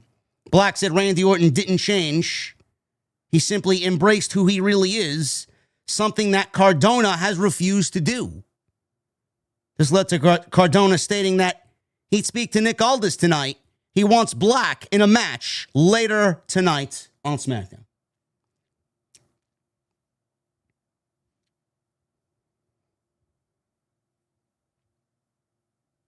Solo Sikoa. I feel like I should preface this by saying they already announced Tama Tonga versus Uncle Howdy was on the show tonight. Yet they had Solo Sikoa backstage asking the rest of the MFTs that he wanted someone in the MFTs to stand up and fight Uncle Howdy. And then he told Tama Tonga to do it. But we were just told that the match was already made official. Yet they cut this promo and conducted this backstage segment in a way where they didn't think that the match was already announced. I was slightly confused by this. Rhea Ripley and Io, they were interviewed backstage. Ripley said that while Cargill had her friends, she also had friends, which is why she's going to walk out of WrestleMania as the WWE Women's Champion. So she's got Io. Still, the numbers game doesn't match up. It's still 3-2, which is why I am predicting Bianca Belair will show up and return at WrestleMania.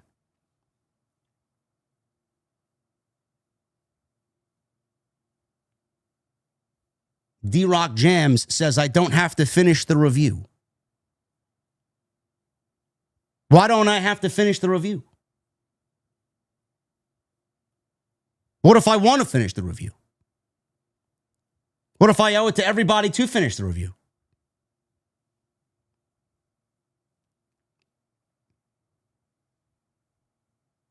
Uncle Howdy and Tama Tonga. Uncle Howdy got the win via pinfall.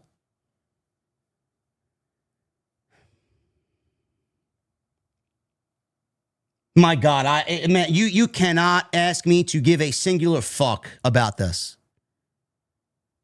Bro, we wasted weeks, months of television for the lantern to go back to Uncle Howdy because Tama Tonga gave it back to Uncle Howdy. So Tama Tonga went for a big splash. He got caught in a mandible claw by Uncle Howdy. Solo Sikoa walks down the aisle with the lantern, and he's mocking Uncle Howdy with it. So Howdy releases the mandible claw.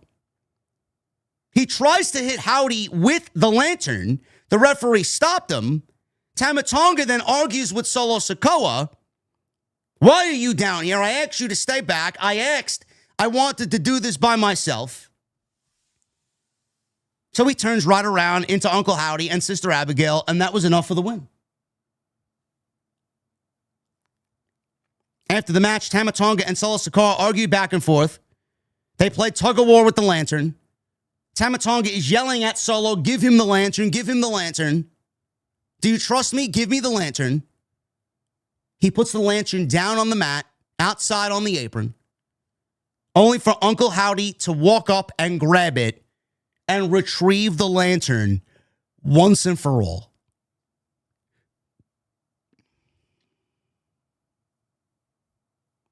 Bro, we went through months of television for it to end with Tama Tonga giving the lantern back to Uncle Howdy. You don't hate this show enough. Miz and Kit Wilson, they discussed whether or not there was a curse from Danhausen, and then they confronted R-Truth. Apparently, R-Truth issued a tag team title match in an open challenge against Kit Wilson and The Miz for him and Damian Priest.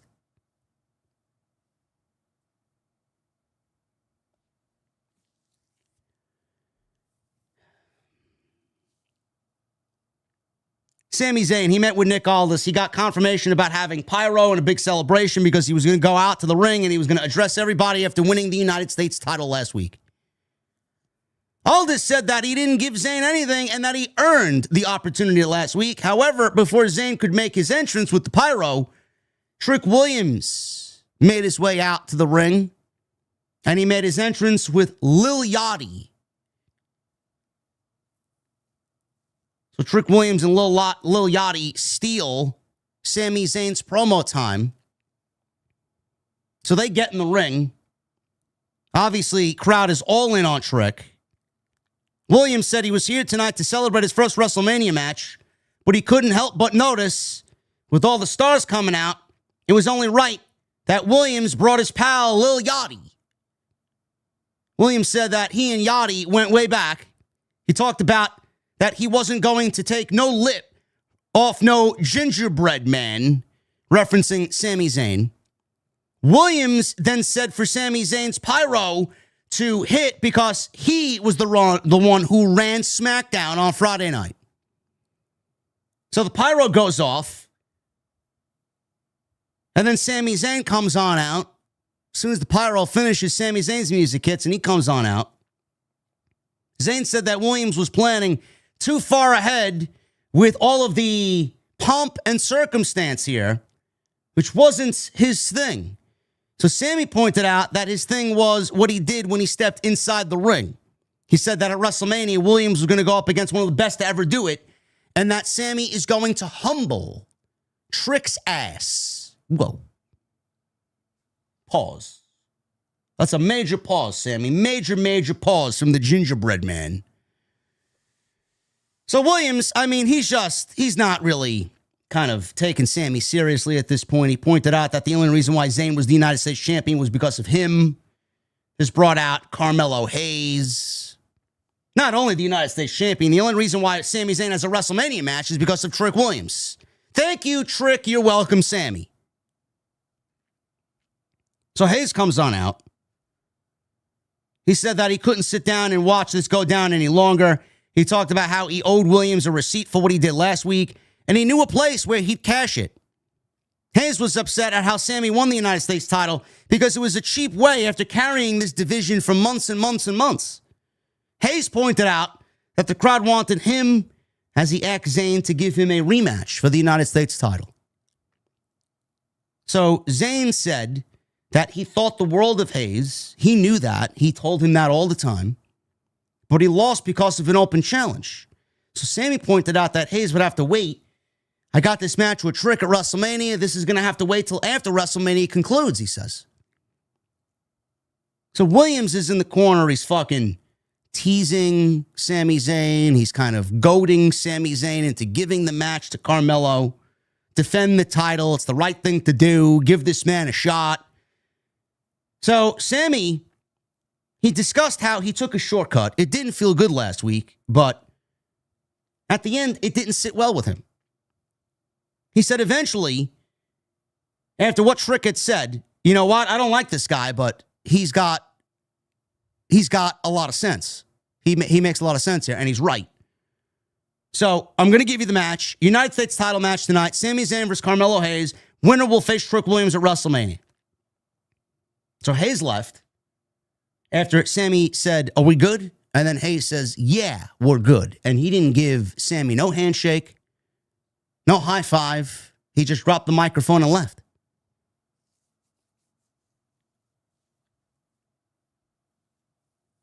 Tama Tonga, actually, I'll say this about the title segment here with Sami, Trick, and Carmelo. I thought that this was the best thing on the show tonight. Legitimately. I don't know a fucking thing about Lil Yachty, but I do think that Lil Yachty, adding him to Trick's act, at least for WrestleMania, it fits. I thought they were bouncing off each other nice and well. I thought there was a good energy between the two. It worked. It's only going to be up until WrestleMania. Apparently, they're real-life friends. It worked. I did not mind this segment at all. Because Trick is so fucking entertaining that I can't really look at this segment and say it was bad. Because that's how good Trick Williams is.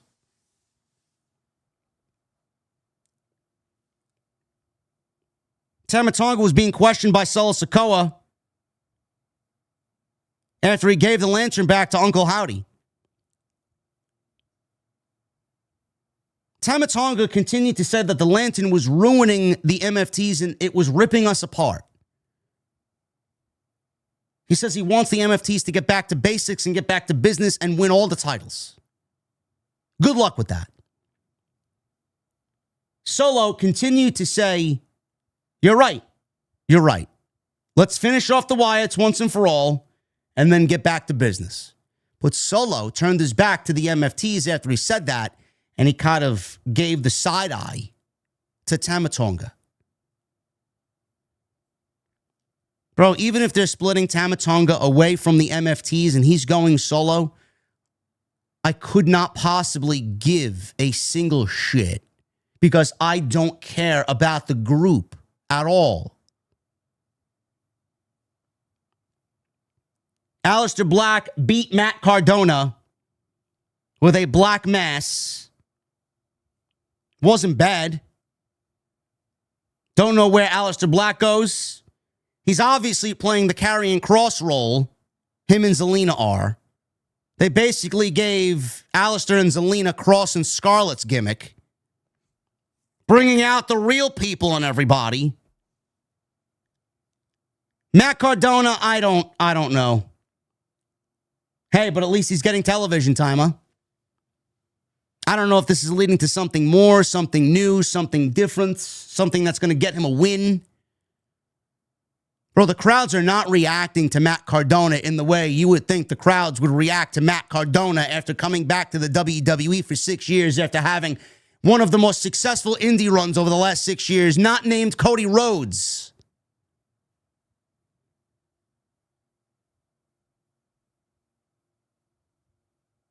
Black is good. I'd like to see Cardona get a little bit momentum. A little bit of momentum. I think after WrestleMania, WWE needs to turn it up with Aleister Black and make him into a main event player. It's time.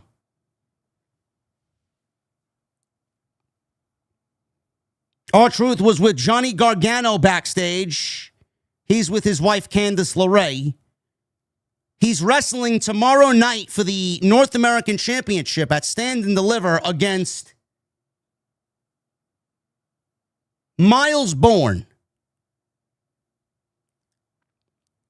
Boy, NXT is in the mud so badly that they got to bring back Mr. Takeover, Johnny Gargano, huh? Gargano left. LeRae left. Damian Priest walked in, and X-Truth, what was up about getting a match with Kit Wilson and The Miz for the tag team titles? Truth went on to say that it was because Wilson and Miz were cursed by Asuka. He mistakenly thought that Danhausen was Asuka. I would be lying to you if I said I didn't at least chuckle during this interaction with R-Truth and Damian Priest.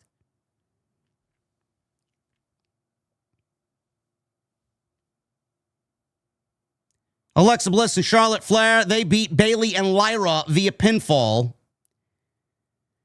The women's tag team division has been the absolute dirt worst television that WWE's put on outside of Pat McAfee for the duration of WrestleMania season. In fact, I'm going to say this, and you can quote me on this. This should be the women's tag team title match at WrestleMania. It should have been Bliss and Charlotte versus Bayley and Lyra. Don't know why we need to add Nia and Lash, and don't know why we need to add injury-prone Nikki Bella and Brie Bella. This should have been the women's tag team title match. Match-wise, from what we've seen of late, this was probably the best women's tag team match that we've seen on television in the last 3 or 4 weeks since everybody's been battling over the titles back and forth, causing DQs here and DQs there. This should have been the tag team title match. But the same thing happened after Bliss and Charlotte win. Nia Jax and Lash Legend attacked both teams and left everybody laying. Shocking. Shocking.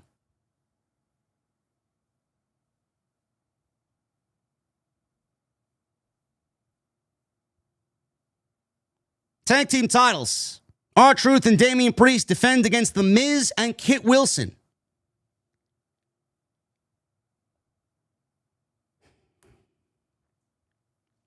Bro, I had people claiming, well, JD is a negative Nancy tonight, man. Do you like anything at all, JD? Bro, you got R-Truth and Damian Priest, who's not a tag team, against Kit Wilson and The Miz, who are not a tag team, wrestling for the tag team titles. What would you like me to say that I haven't already expressed weekly on this show? The tag team division is fucking garbage. It is an embarrassment of epic proportions. What would you like me to say that is remotely positive? What? Look at the division that wrestled in that ladder match at SummerSlam, and then look at the division now going into WrestleMania. Please tell me where we went wrong.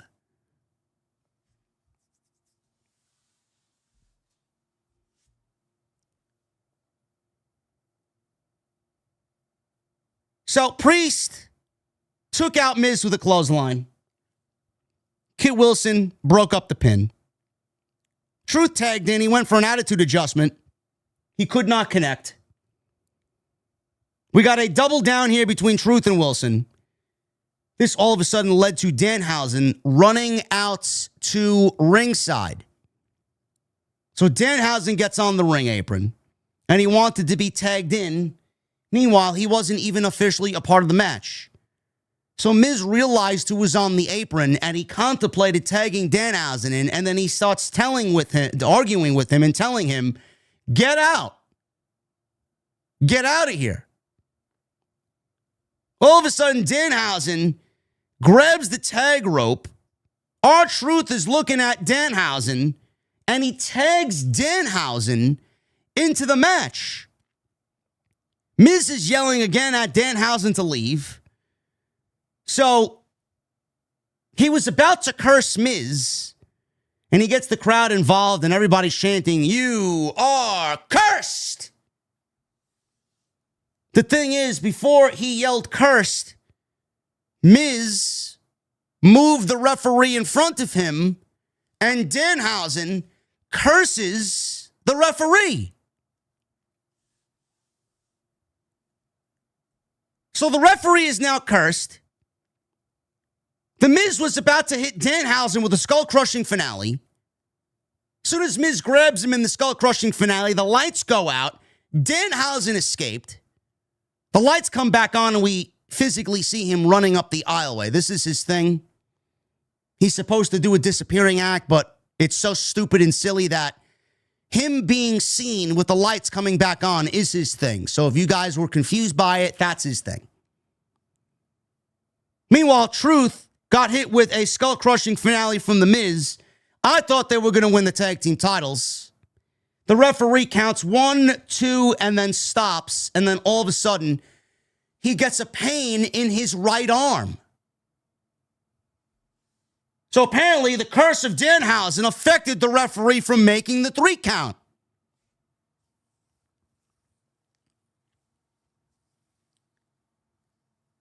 Bro, if you're listening to me and you're wondering, if you didn't watch the show and you're asking yourself, did this really? Yes, this is a real match. If you're listening to me on Spotify and you didn't watch this show tonight, lucky you. Bro, everything I'm saying legitimately happened spot for spot.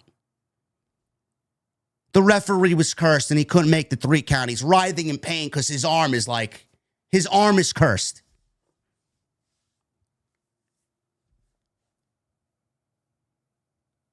So Priest comes on in, he hits a South of Heaven on Miz, and then the referee counts with his left arm, 1, 2, 3, and Priest and Truth retain the titles.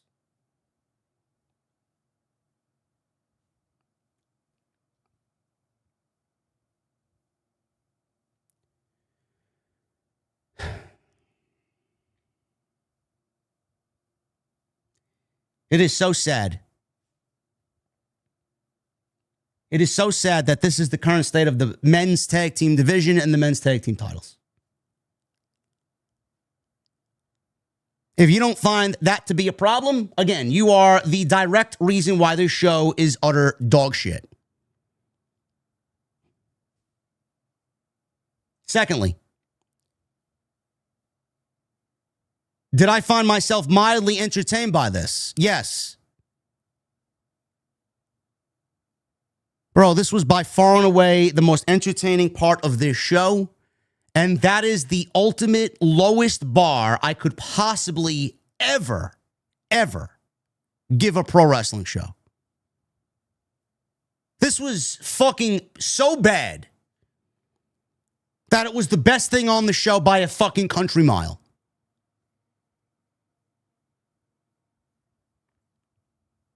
But I guess all we watch pro wrestling for nowadays is for celebrities and entertainment and to laugh. Everybody's got to be jovial and laugh, man. We got to be, the funny aspects of the show would be funny if the rest of the show was actually good.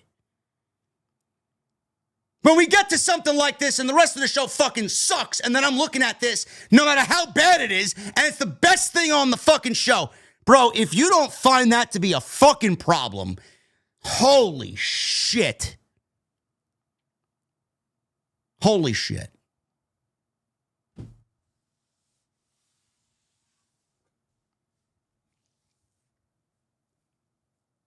After this, Cody Rhodes comes on out because apparently we weren't done. We were not done. Cody didn't get to speak. So he comes on out and he interrupts the rest of the fucking show because he got beat up by Pat fucking McAfee before, so he didn't get a chance to speak to St. Louis.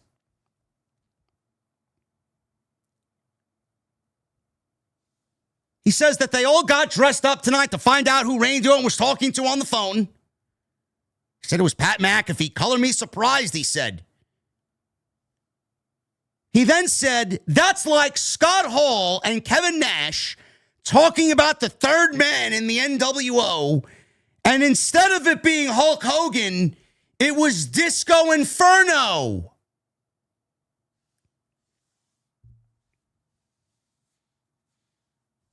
Cody then said to Pat McAfee, you stoner, grifter Logan Paul without muscles, human hat rack, fly by night, you're going to get your receipt.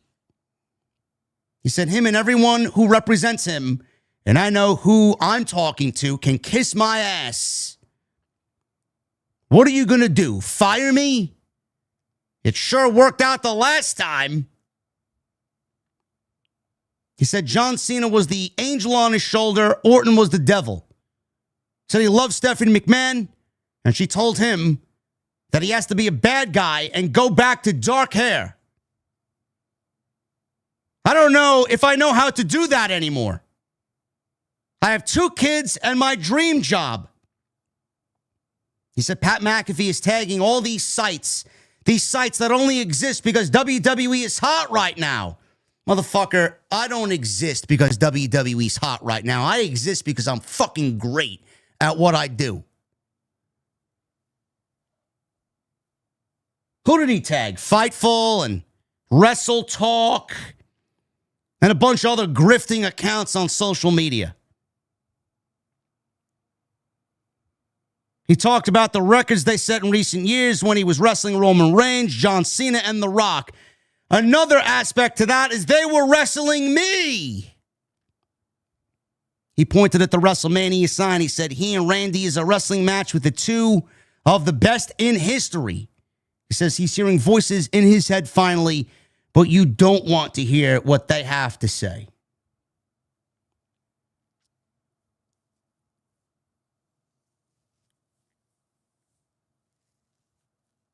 Bro, Cody could yell and scream and bitch and complain and banter all he wants. Everything that he said sounded great, but ultimately means nothing because we got Pat McAfee revealed as the mystery phone call telling Orton that there is more than one royal family in professional wrestling, and Pat McAfee was the one to bring the Viper Randy Orton, the diabolical, quote-unquote, Randy Orton back to WWE. Everything Cody Rhodes said is now rendered useless because Pat McAfee.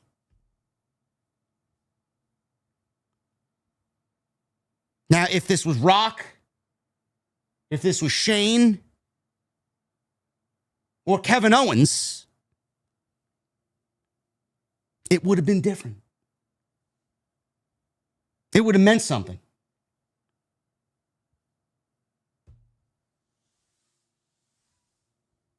The opening segment meant that this promo has 0 validity. The opening segment and the reveal of Pat McAfee.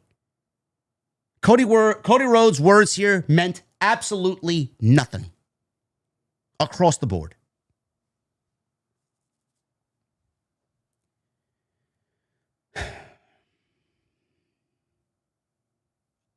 And in the main event, Sami Zayn wins to retain the United States Championship. Carmelo Hayes, I ranted on it, bro. Carmelo Hayes, if they don't have Carmelo Hayes at WrestleMania, they are fucking absolutely fucking clueless. I'm sorry. They're clueless. It's the worst show on television. It's the worst show on television, but we got Pat McAfee and Lil Yachty at WrestleMania. We got rumored of Tom Brady coming to WrestleMania. We got fucking Jelly Roll at WrestleMania. This show sucks. This is by far the worst. This may be the worst version of SmackDown in the history of SmackDown.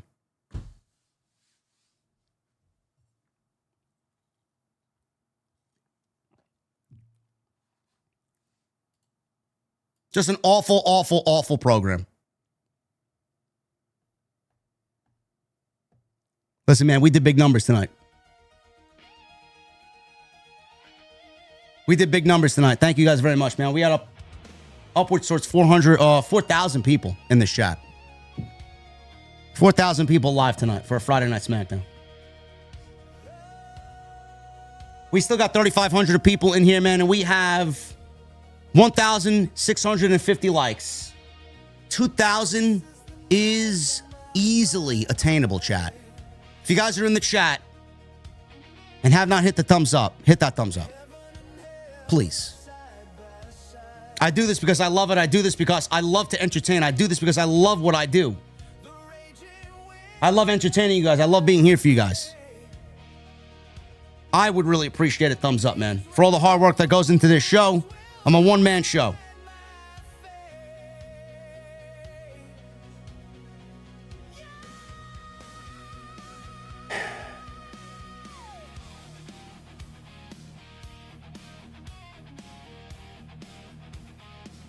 Tonight we are sponsored by my great friends over at Mars Men. You ever notice this around WrestleMania season? Everyone's locked in. Everyone's dialed up. You got guys coming back from injury. Guys leveling up. Guys showing up in the best shape of their lives. And then there's the rest of us. Sitting there like, do I really got to watch Pat McAfee show up on Friday Night SmackDown and reveal himself to be in a major program during WrestleMania? I'm serious. There was a point recently where I was like, something just feels off. And I'm not even talking about SmackDown. Same routine, same diet, same gym. Everything just feels heavier. Slower, like I was moving through mud. And it's not something anybody really talks about. But when you start looking into it, a lot of guys start feeling that shift when they hit their 30s. So naturally, I go down the rabbit hole, and you see all these extreme options, needles, long-term commitments, stuff that just doesn't sit right with me. And that's when I found Mars Men. Now, what I like about it is it's designed to help your body actually use what it already has, because apparently there's this protein that can kind of lock up your testosterone. I didn't know that. It's like having money in the bank, but you got no way to cash it in. So Mars Men is built to help support that balance so you can feel like yourself again.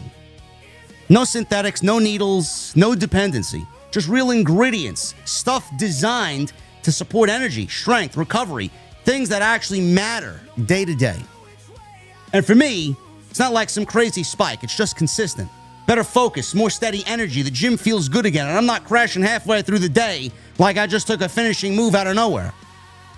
It's made in the USA, it's third-party tested, and they even offer a 90-day money-back guarantee, so there's no risk in trying it. But the best part is, for a limited time, our listeners can get 50% off for life, free shipping, and 3 free gifts at mengotomars.com. That's mengotomars.com for 50% off, 3 free gifts when you check out, and it's also available on Amazon. So after you purchase, they're going to ask you where you heard about them. Please support myself and the podcast right here on Off the Script and tell them that we sent you. I want to thank you guys for a great stream. Thank you. I didn't know what that rant was going to look like when I started that rant, but man, I gave you everything I had for the rest of the night, man.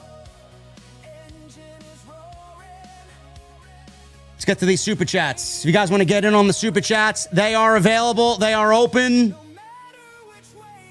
The best way to support the show. Joseph Taylor with a $7 super chat. I can't believe Cody said on Monday to Stephanie it would be his first WrestleMania main event, even though it will be his 5th. Did he say that? I didn't hear him say that.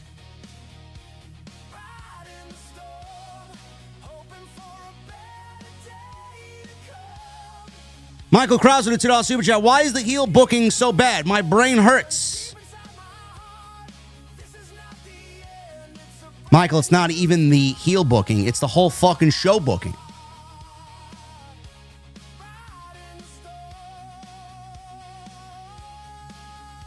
Alan with a $5 super chat. Imagine waiting 20 years for a legit Cody Randy feud, and then you get Jelly Roll and Pat McAfee instead of a rich story. WWE is a joke. What a disgrace. I 100% agree.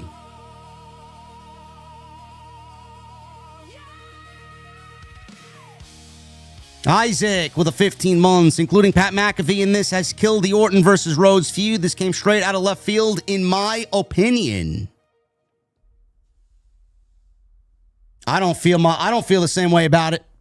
In fact, my main event is Brock Lesnar versus Obafemi. Everything else can fucking kick rocks. Jay Gordo with a $5 super chat. Happy Easter weekend, JD. God bless you and everyone in the chat. OTS forever. Thank you, Gordo. Happy Easter, brother.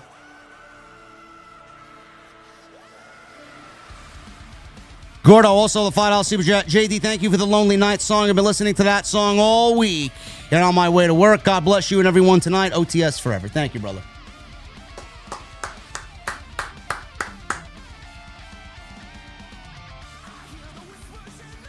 Phil Illuminati with $5 super chat. Why does WWE Creative make me feel like I can be the next J.R. Tolkien? Bro, I was reading about Tolkien yesterday.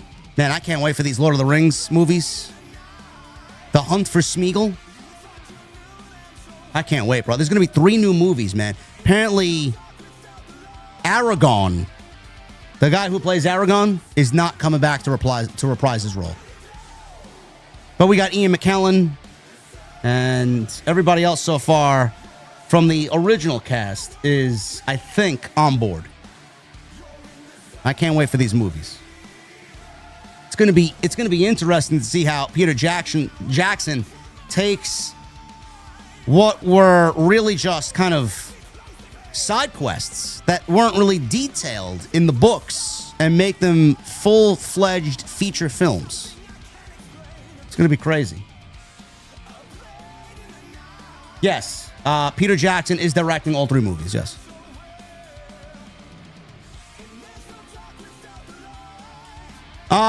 Johnny Boy with a $20 super chat. Johnny Boy Vaccaro from Scott to fucking McAfee. What the fuck? Seriously, Randy is beating up Cody and management nor security could enter the ring to help. Lame as fuck. Just like 41. Dump Triple H and burn any return to Las Vegas for a Mania ever again. Bro, I was watching The Two Towers last night. Those movies were fucking great, man. Michael Krause with the $2 super chat. JD favorite group, MFTs and the Lantern. LOL. I'm just happy that part of the feud is over, Michael. Johnny Boy with a $10 super chat. Why are we fighting for a lantern? Tamatonga has asked the question we have all been asking for from Shit Creative. Bro, run away from the Samoan learning tree.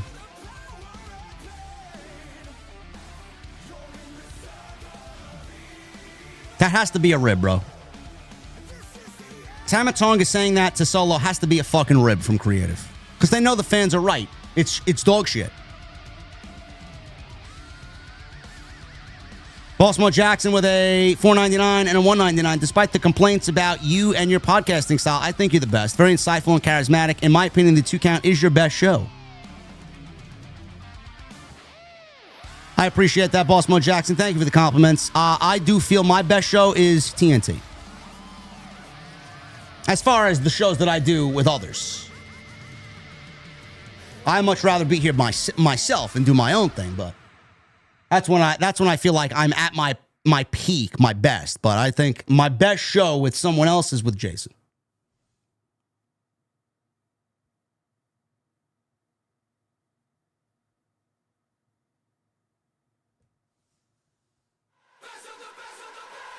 Baltimore Jackson with the $1.99. Tamatonga finally did the right thing. It's over.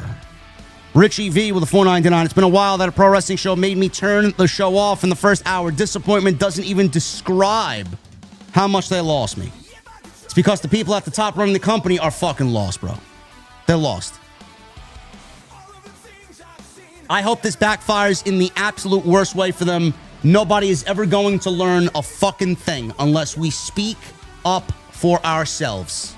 Seriously.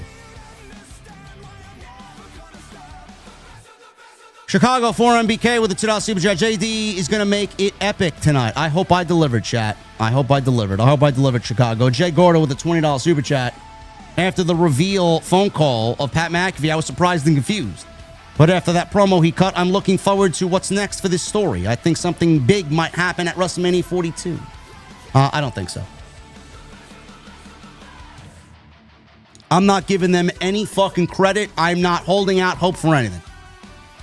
They don't deserve it. They haven't earned it. As far as I'm concerned, they're floating up Schitt's Creek.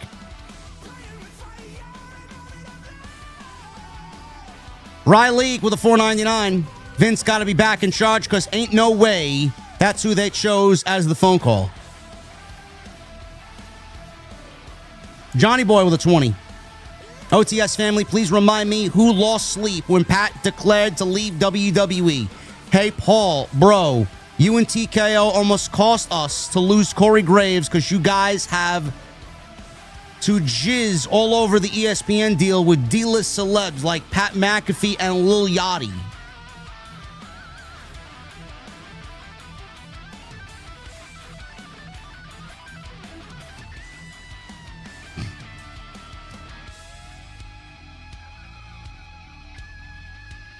I don't know, chat. Did Solo still live, huh? Did Solo rip this show to shreds too? Yo, boy Pete with a $9.99 with Randy saying wrestling has more than one royal family a few weeks ago. That makes me think that it's just not Pat with him. Also, happy Easter, JD, the whole LTS family that celebrates. Guys, I need to explain this to you again. I said this to somebody on social media. It's not the fact that Randy was talking to someone else. The person on the other end of the phone doesn't have another royal family. He's not a part of a royal family. Randy is mentioning to the other person that there's more than one royal family because Randy's family is the one that's royal. The Orton name is just as prestigious as the Rhodes name, in his opinion. It doesn't mean the other guy needed to be a part of a royal family.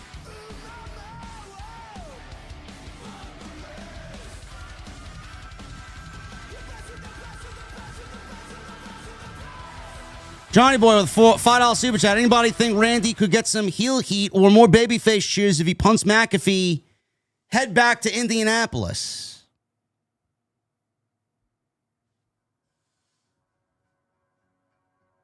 Bro, I don't care what they do with Pat McAfee, man. He's going to be gone in a couple of months anyway because of college football.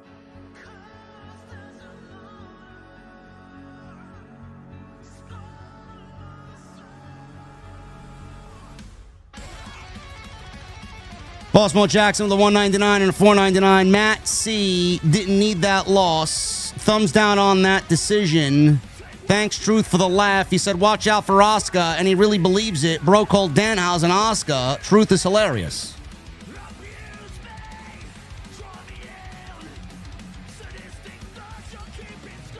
Jay Gordo, $10 super chat. CM Punk was right all along. This company will be better off after Vince McMahon is gone, but it's going to be taken over by his daughter and doofus son-in-law after 15 years. Worst booking ever.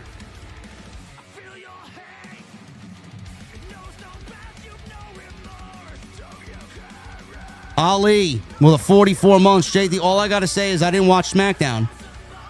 And when I saw Pat McAfee kicking Cody Rhodes, it made me absolutely think no sense to this whatsoever. Boring.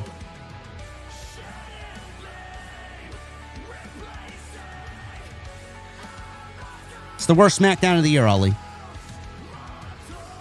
Tan May, 75 months. Tan May is the longest reigning VIP on the channel. Cody and Randy feud is dead, says Tan May. Tan May has spoken. Michael with the $2 super chat. This show sucks and boring. Yeah. 100%, Michael. Chicago 4MBK with the $2 super chat. Road Dogg quit to not be a part of this bullshit. Bro, we all owe Brian James a huge apology.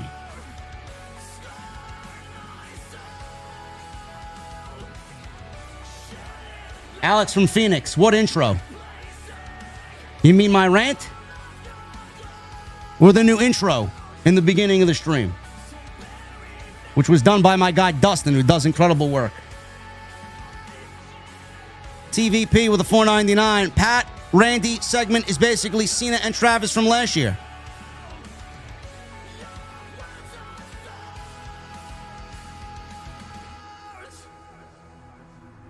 Cornell with a $9.99. So when McAfee brought up the bad ratings for SmackDown and low ticket sales for Mania, was that a shoot? Or because as bad as the reveal was, he was spitting facts, though, JD? He was spitting facts. It would have meant more if it was from somebody that actually had a direct history with Cody Rhodes.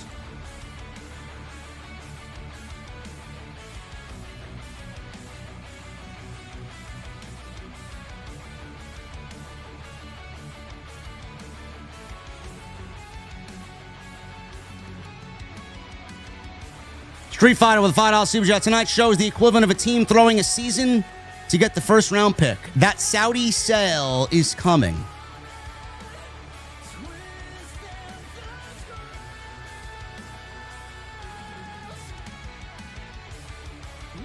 Michelle with a $5 super chat. TKO will kill WWE with this drizzling shit show. TK laughing his ass off that someone can book worse than him.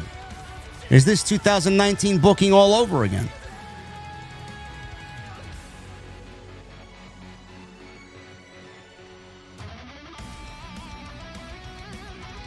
Johnny Boy with a $10 super chat. With Randy having Pat, will Cody draw out Tom Brady in his corner? No, it'll be Jelly Roll. Because he got the RKO and he was off television. I'm assuming he'll be off television until he reemerges at WrestleMania.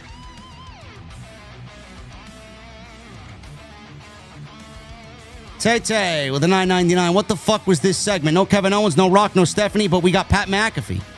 I had to tune out after this nonsense. This Cody Randy feud is cooked. TKO is ruining WWE day by day. Michael Krause with a $2 super chat. First 3 red skies since I joined. Yeah. Bro, if a show gets 3 red skies, it is absolutely the shit worst it's ever been.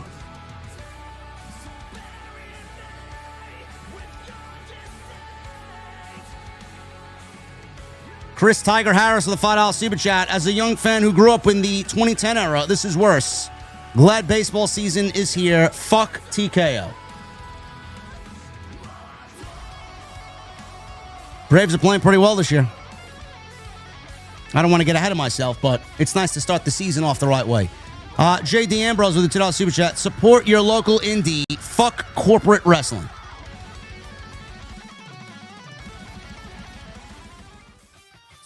Donnie Diablo with a $4.99. Only thing positive about SmackDown is the fact that we will get an all-time classic from JD tonight. Well, I hope I deliver, Donnie. Chairshot Sports with a $20 super chat. Happy Friday, JD. Yeah, I'm hearing voices too, and they're telling me Pat McAfee was not the choice here. Feel that whole promo would have been something that made way more sense coming out of The Rock's mouth with Randy selling his soul. Happy Easter. Rock won't show up on television until Triple H is gone. Captain Solo with a 57 months. Triple H might be suffering from the same brain disease old man Vince had. Dude needs a psych evaluation ASAP. Pat McAfee, question mark.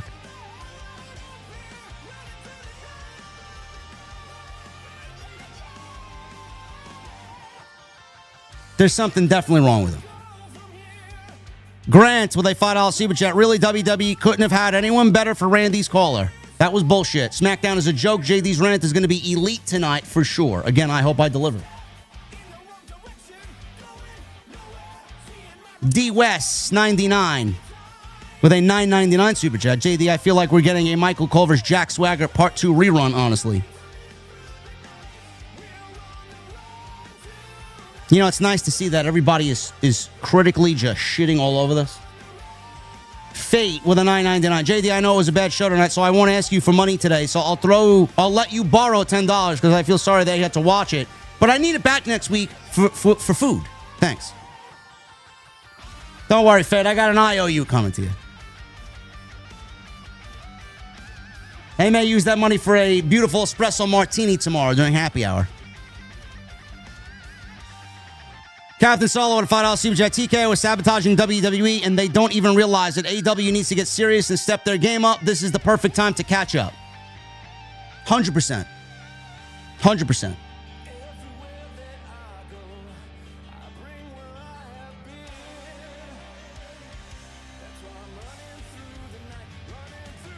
Michael with a $4.99. It sounds like being at the game last night, watching your Braves go BTA on the D-back 17-2 was a better watch than SmackDown. Bro, anytime the Braves go 17-2 over somebody, it's better than a lot of pro wrestling. Thank you, Michael. Batman with a $2 Super Chat. Jericho made the right choice staying with AEW. Well, after tonight, sure, but he probably would have ended up on Raw, to be fair. World of Wrestling with a $5 Super Chat. I'm throwing in the towel on this company. There is no hope. I don't care who they replace. Triple H, the company will still be terrible.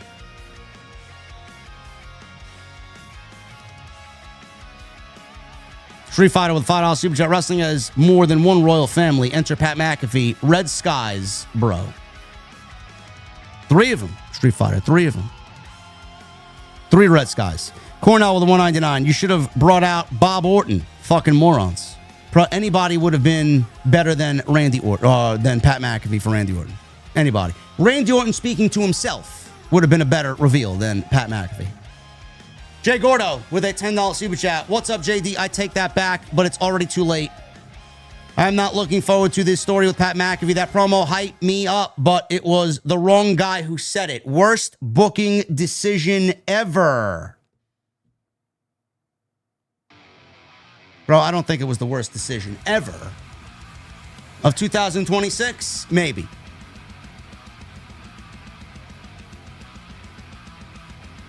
Jay Gordo. Thank you, brother. Rage with 65 months. 65 months is crazy, Rage. Also, Nia Jax is the new queen of wrestling. She looks great. You know, I'm going to have to dump you. I'm gonna have to flag you. I'm going to have to dump you. Get out. Just get out. On a night of all nights. That's the comment. We love Rage. Metabolism with a $4.99. TKO is simply living up to their name. They have technically knocked us the hell out. I like that. I may steal that. Thank you, Metabolism. Hula Grim, 61 months. Bring back the genetic jackhammer at WrestleMania. This is the worst Mania build I've ever seen in 4 decades of watching. OTS for life.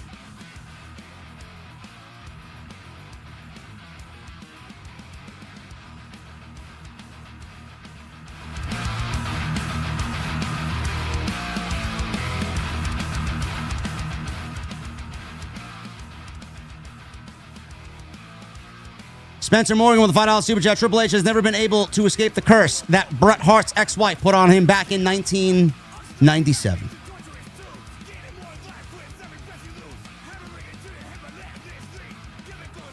Joseph with a $10 Super Chat. Don't forget about WWE getting into business with fake reactors and Trish Stratus having Wheezy Blonde host a watch party for SmackDown in 2 weeks. Joseph, you are way too involved in people that don't really matter. I don't care. I won't even be in Vegas on Friday. I'll be on a plane back to New York on Friday to conduct the biggest live stream in the entire community, WrestleMania Night 1 and Night 2. Don't care. Next level with a new membership. Trey the Trillist with 36 months. This is the WWE we all feared it would become after TKO bought WWE. The Rock is coming. All about the money. And fuck the talent. It's disgusting. Thank you, Next Level, for the new membership. And Trey the Trillist. Thank you, brother.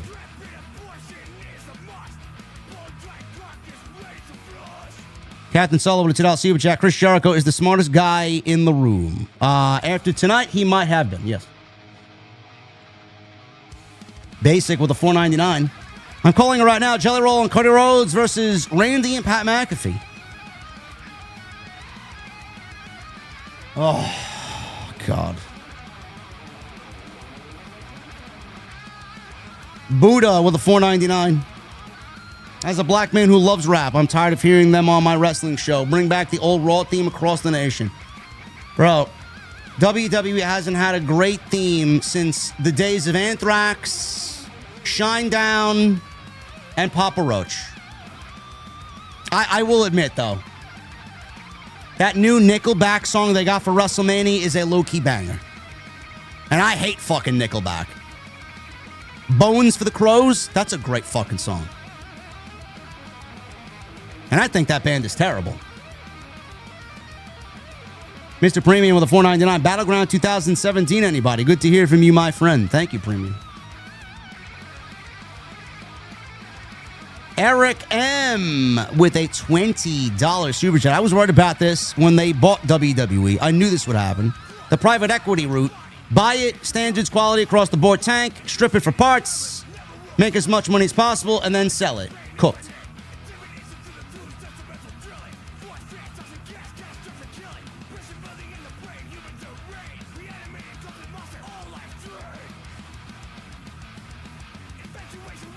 You are not off by that much, Eric. It's exactly what they're doing.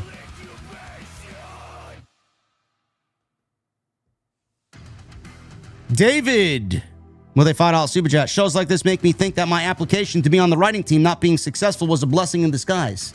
Sackable conduct. Bro, you don't want to be on this writing team. You don't want to be on this writing team.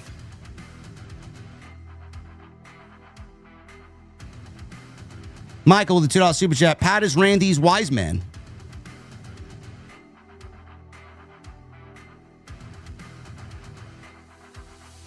NM949 with a $10 super chat. Done with wrestling on a week-to-week basis. Keeping my night 2 ticks because I want to see my tribal chief and Punk. It's YouTube clips in 80s WWF from now on and staying sub to you. That's it. Done. Well, I appreciate that, NM. Never going to steer you wrong, my brother. Steven with the $2 super chat. No lies told, JD. This shit's depressing. Caden with a $1.99. This was so terrible. 4 years into wrestling. Ass. Steel Twins with a $19.99. Not as crazy as the 2017 Battleground, but man, what a rant. Straight facts. TKO ruins everything they touch. Cody and Randy was such an easy story to tell. What the fuck happened to this business? Bro, I'll never get to that 2017 Battleground, but man, when they push me to fucking unleash the demon, Jesus Christ. JD Watts with a $10 super chat. What's up, JD? I didn't watch SmackDown. I was at work getting ready for your stream, which for the past year been more entertaining than SmackDown. OTS for life. Thank you, JD Watts. Eric M with a 20. JD, Vince has an interview with Tony coming up. Vince Russo, that is. I'd reach out beforehand and tell him he needs to tell Tony he has the opportunity of a lifetime to make a serious move on WWE. I don't know if the geek will listen, but this is his shot. Bro, Vince doesn't need to hear from me at all. Vince is going to do what Vince feels is best.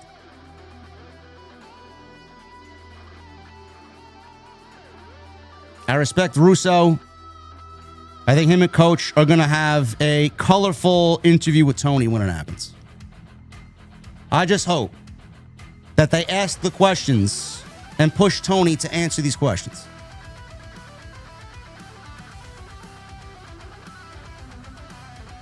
Owens, 8126 with a $1.99. We need to start hashtag ruthless depression again. J Ray with a $5 super chat. Solomonster reported on his podcast that Meltzer said Ari Emanuel is one behind all of this. Ari is McAfee's agent, and this was the plan all along. Well, right at the top, J Ray, I said that Mike Johnson also reported that. I take Mike Johnson's word to be more valuable than Dave Meltzer. Even though Mike Johnson has me blocked, he's more reputable than Dave Meltzer is.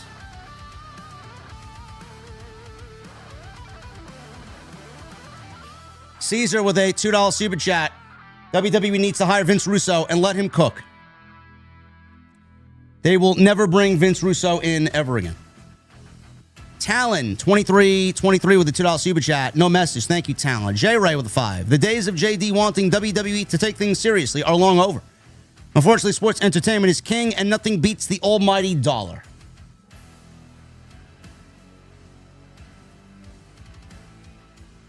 Talon with a 2. TKO always has sucked.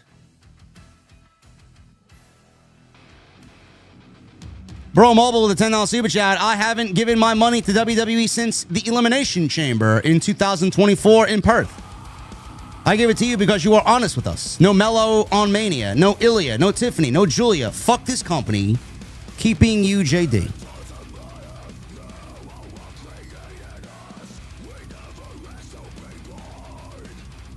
Tiffany might not even make the card.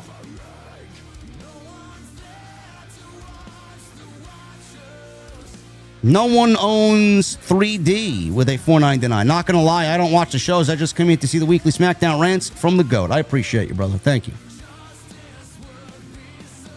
Tay with a $19.99. JD, I feel you. Everything you said was justified. I even made my own video on TikTok about how awful the decision from TKO was. None of these companies, networks care about us at all. Gaming and television as a whole are garbage.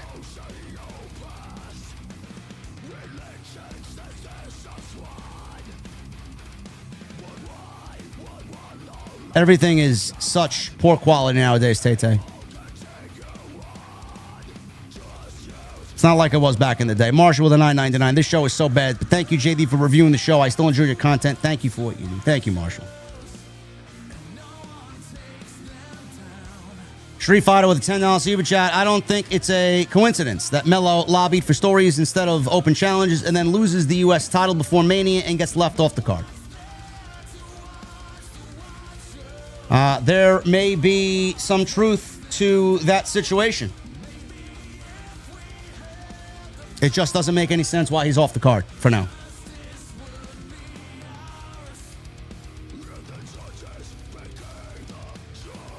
Rafael de Verona with a $9.99. There's only one person I trust with the brand moving forward. He's got absolutely nothing in front of him. If WWE went extinct tomorrow, we'd still support you. Your passion is unrivaled.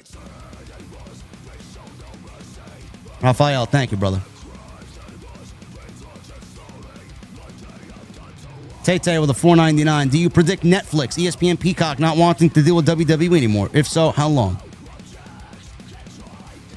Bro, WWE is going to continue to fucking swindle everybody into thinking that they're hot shit.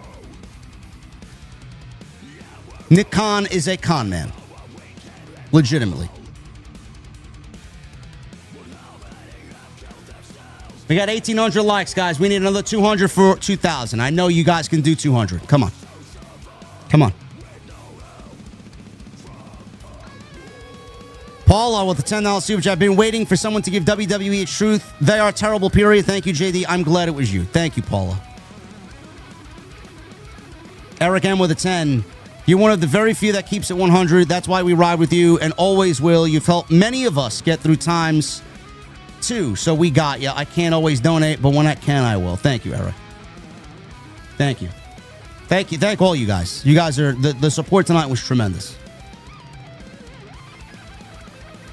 Telly with a $4.99. 2 nights. Rant is one of the reasons why I will always appreciate and support you. JD, keep it 100 as always. Just a shame people can't handle reality.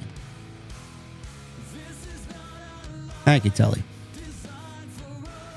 Staying off Code Podcast, $4.99. I'm curious, do you have a problem with WWE bringing in and showcasing hip-hop with their product?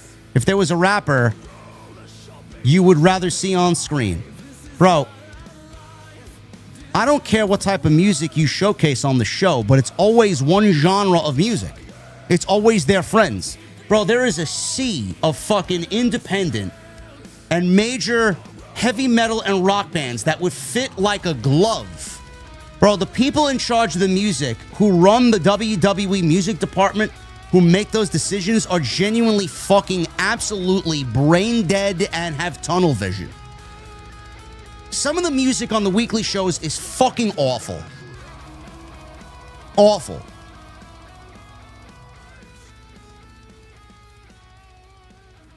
Tay-Tay with a $9.99. People like I Show Speed, Pat McAfee, and Jelly Roll featured on WrestleMania, but we don't have folks like Carmelo Hayes, Ilya Dragunov, and Julia. What a damn shame.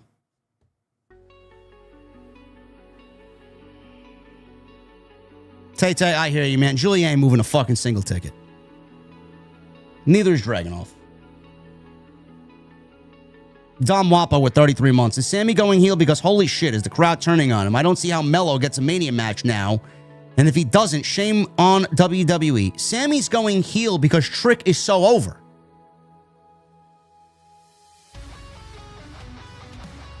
They're not doing anything different with Sami Zayn. It's just that Trick is so mega over. Ryan McCoy with a $9.99. I was at the show tonight. The fact that the best part of the show was a Danhausen segment in the tag team match was asinine. I cackled, sure. But we are 2 weeks from WrestleMania. Give me a fucking break.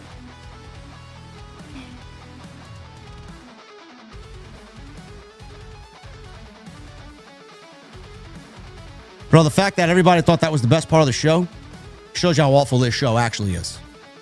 Mr. Premium with a $1.99. I was the original premium before PLEs were premium. You were. You were. And you are more premium than their PLEs. Rich Gamble with a 47 months. As a fan of WWE and pro wrestling, after watching SmackDown tonight, I am just disappointed and baffled that this company doesn't seem to care anymore.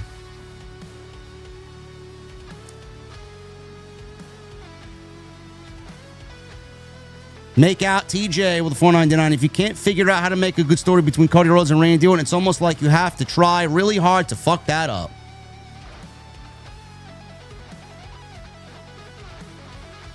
CM Punk fan with a $15 super chat. I would say that rant in the beginning is probably your best rant of all time and nothing but the truth. I'm tired of this dog shit. You are the voice of the voiceless. Thank you, CM Punk fan. Mid-range with a $2.99. 2 cans of tuna. Danny Luna at Stand and Deliver. You think? I know JC Jane and the rest of Fatal Influence may get called up, honestly. I could see Lola Vice getting called up, too. Watson with 46 months. How you doing, JD?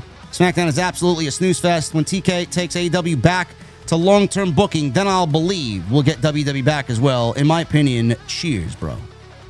Bro, Tony doesn't have a fucking clue about long-term booking.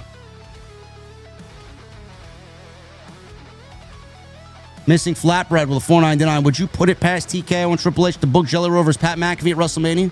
Book the angle next week and announce it as a ticket sales boost attempt.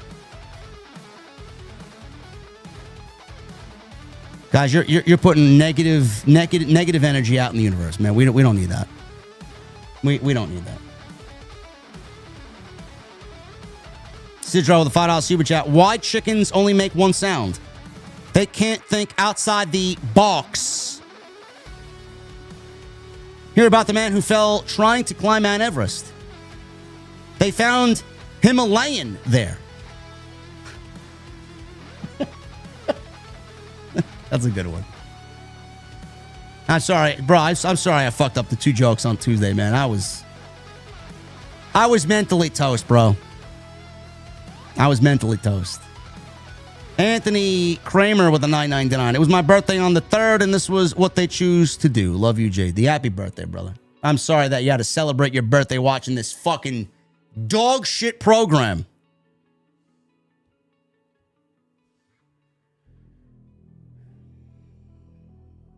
Gev with a $5 super chat. Watched tonight with my mom, who's 56. She was excited to see Randy. She had no idea who Pat McAfee was and was utterly confused. I had no explanation. There is none. There's nothing you can tell her, bro. Phil with a 52 months. WWE ruined Cody vs. Randy. They're so creatively bankrupt. All they had to do was let Randy and Cody build on legacy of the feud, and we get Pat McAfee.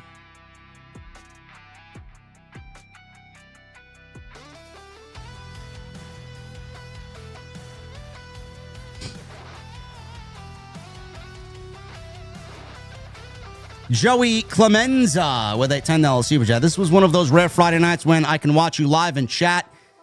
I feel like I just witnessed one of your best reviews of the year. Nothing but truth, brother. OTS family for life. Thank you, Joey.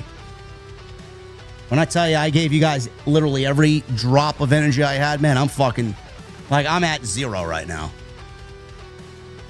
And this is after a nice double shot latte at around 9:30. I'm toast. True Crime Unleashed for the $5 super chat. WWE Creative has Rhea going over Jade at WrestleMania to cement her legacy as a Grand Slam champion. Could be. Could be. Triple M with the $2 super chat. Happy Easter, JD, and all of OTS. God bless. Thank you, brother. Sudoku with a $1.99. JD, you tickle my pickle. OTS is the best. Well, I don't want to tickle anybody's pickle. But thank you, Sudoku. Side of the hand with a $1.99. Thoughts on Tama Tonga going solo? He's good. So he's got a good look. I don't know if he is good. I don't think anybody's buying in on a solo Tama Tonga run. Skull with a $4.99. Fell asleep after work and missed SmackDown. Had nightmares that Pat McAfee was in for Mania and Melo was out. Glad it was just a dream, right? Oh, no. Oh, no, brother. You are living in the real world.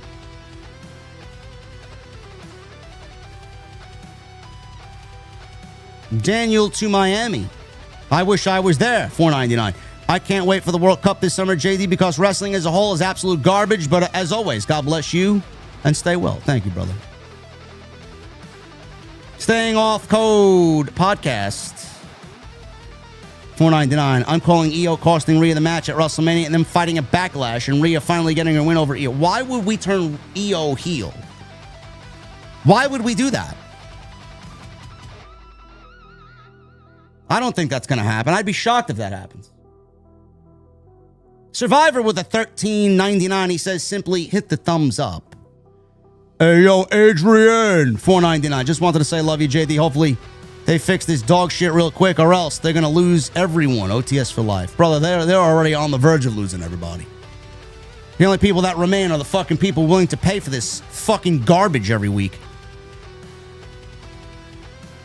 Demeter Bullion Doggy with a $7.99 coming to us from Australia. Hey, JD, reckon you can spare me $7.99 Australian?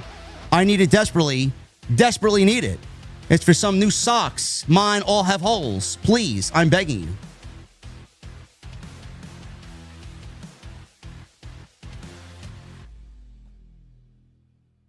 Does anybody want to tell Demeter? Anybody want to tell Demeter Bullion at all?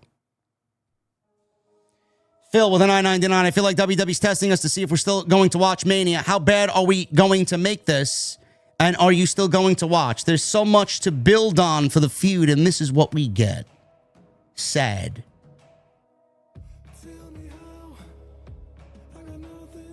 Robert Palacios with a $20 super chat. I just think we all need to realize that TKO era just books for the celebrities and fake reacting Twitch streamers. It's never going to be for us diehard fans anymore. I just laugh through all this booking. I still watch just for Punk. Again, Robert, you are not that far off at all.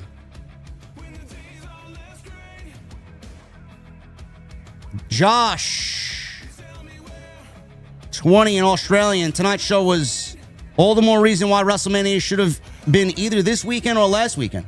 These main events are way overdone and borderline nonsensical. I hope this is the last time we see WrestleMania this late in April, bro. It's creating more bad television than we really need. Shinamtra with 18 months. That epic rant was one of the best. We're here with you, JD. OTS for life. Thank you, brother. Phil with a $9.99. If there's one person I'll always stick by when it comes to being real, it's you. Been here since WrestleMania 30, and I won't ever leave. You helped me build the confidence to make my own channel. I appreciate that, Phil, and I remember you coming out to the first ever TNT meet and greet with me and Baydala. That was the one on Long Island for World's End. I remember, brother. Thank you. Damien with a $4.99 and a $4.99, no message. And then Demeter, it leaves me a $1.49 with a sad face emoji. Demeter, what happened, buddy? What happened, buddy? If you didn't donate the $7.99, you'd have $7.99 for new socks. What the fuck do you want? We love you, Demeter. Always funny is my guy Demeter bullying Doggy. He's Jason's favorite. Who attacked Jacob Fatu? Drew McIntyre did. They've already announced that. Guys, I'm getting out of here, man. Holy shit. Jimmy Fingers with a 20. I know this is your livelihood, JD, but at what point is covering this shit going to remind you how much you hated selling watches? You do God's work saving me from wasting my time. You're entertainment, bro, and I appreciate you. Thank you, Jimmy Fingers. Thank you, guys. Thank you guys for the great stream tonight, man. You guys fucking killed it. You guys killed it. All we need is 120 likes. 120 likes, chat. 120 likes. We still got 2,700 plus in here. I need 115 likes for 2,000 likes. That's it. Can we do it? Can we do it? Man, I'm getting out of here. Man, I'm getting out of here, bro. Holy shit.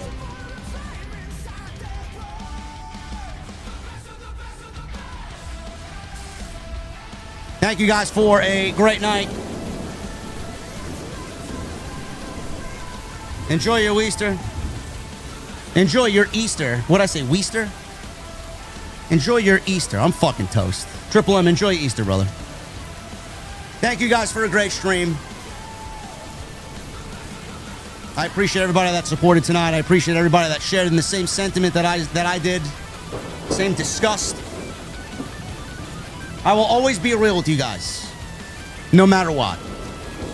Thank you for being here. I am going to hop on Call of Duty and relax for the rest of the night. I will see you guys right back here, maybe tomorrow with Stand and Deliver live right here on YouTube. I'll see you guys there.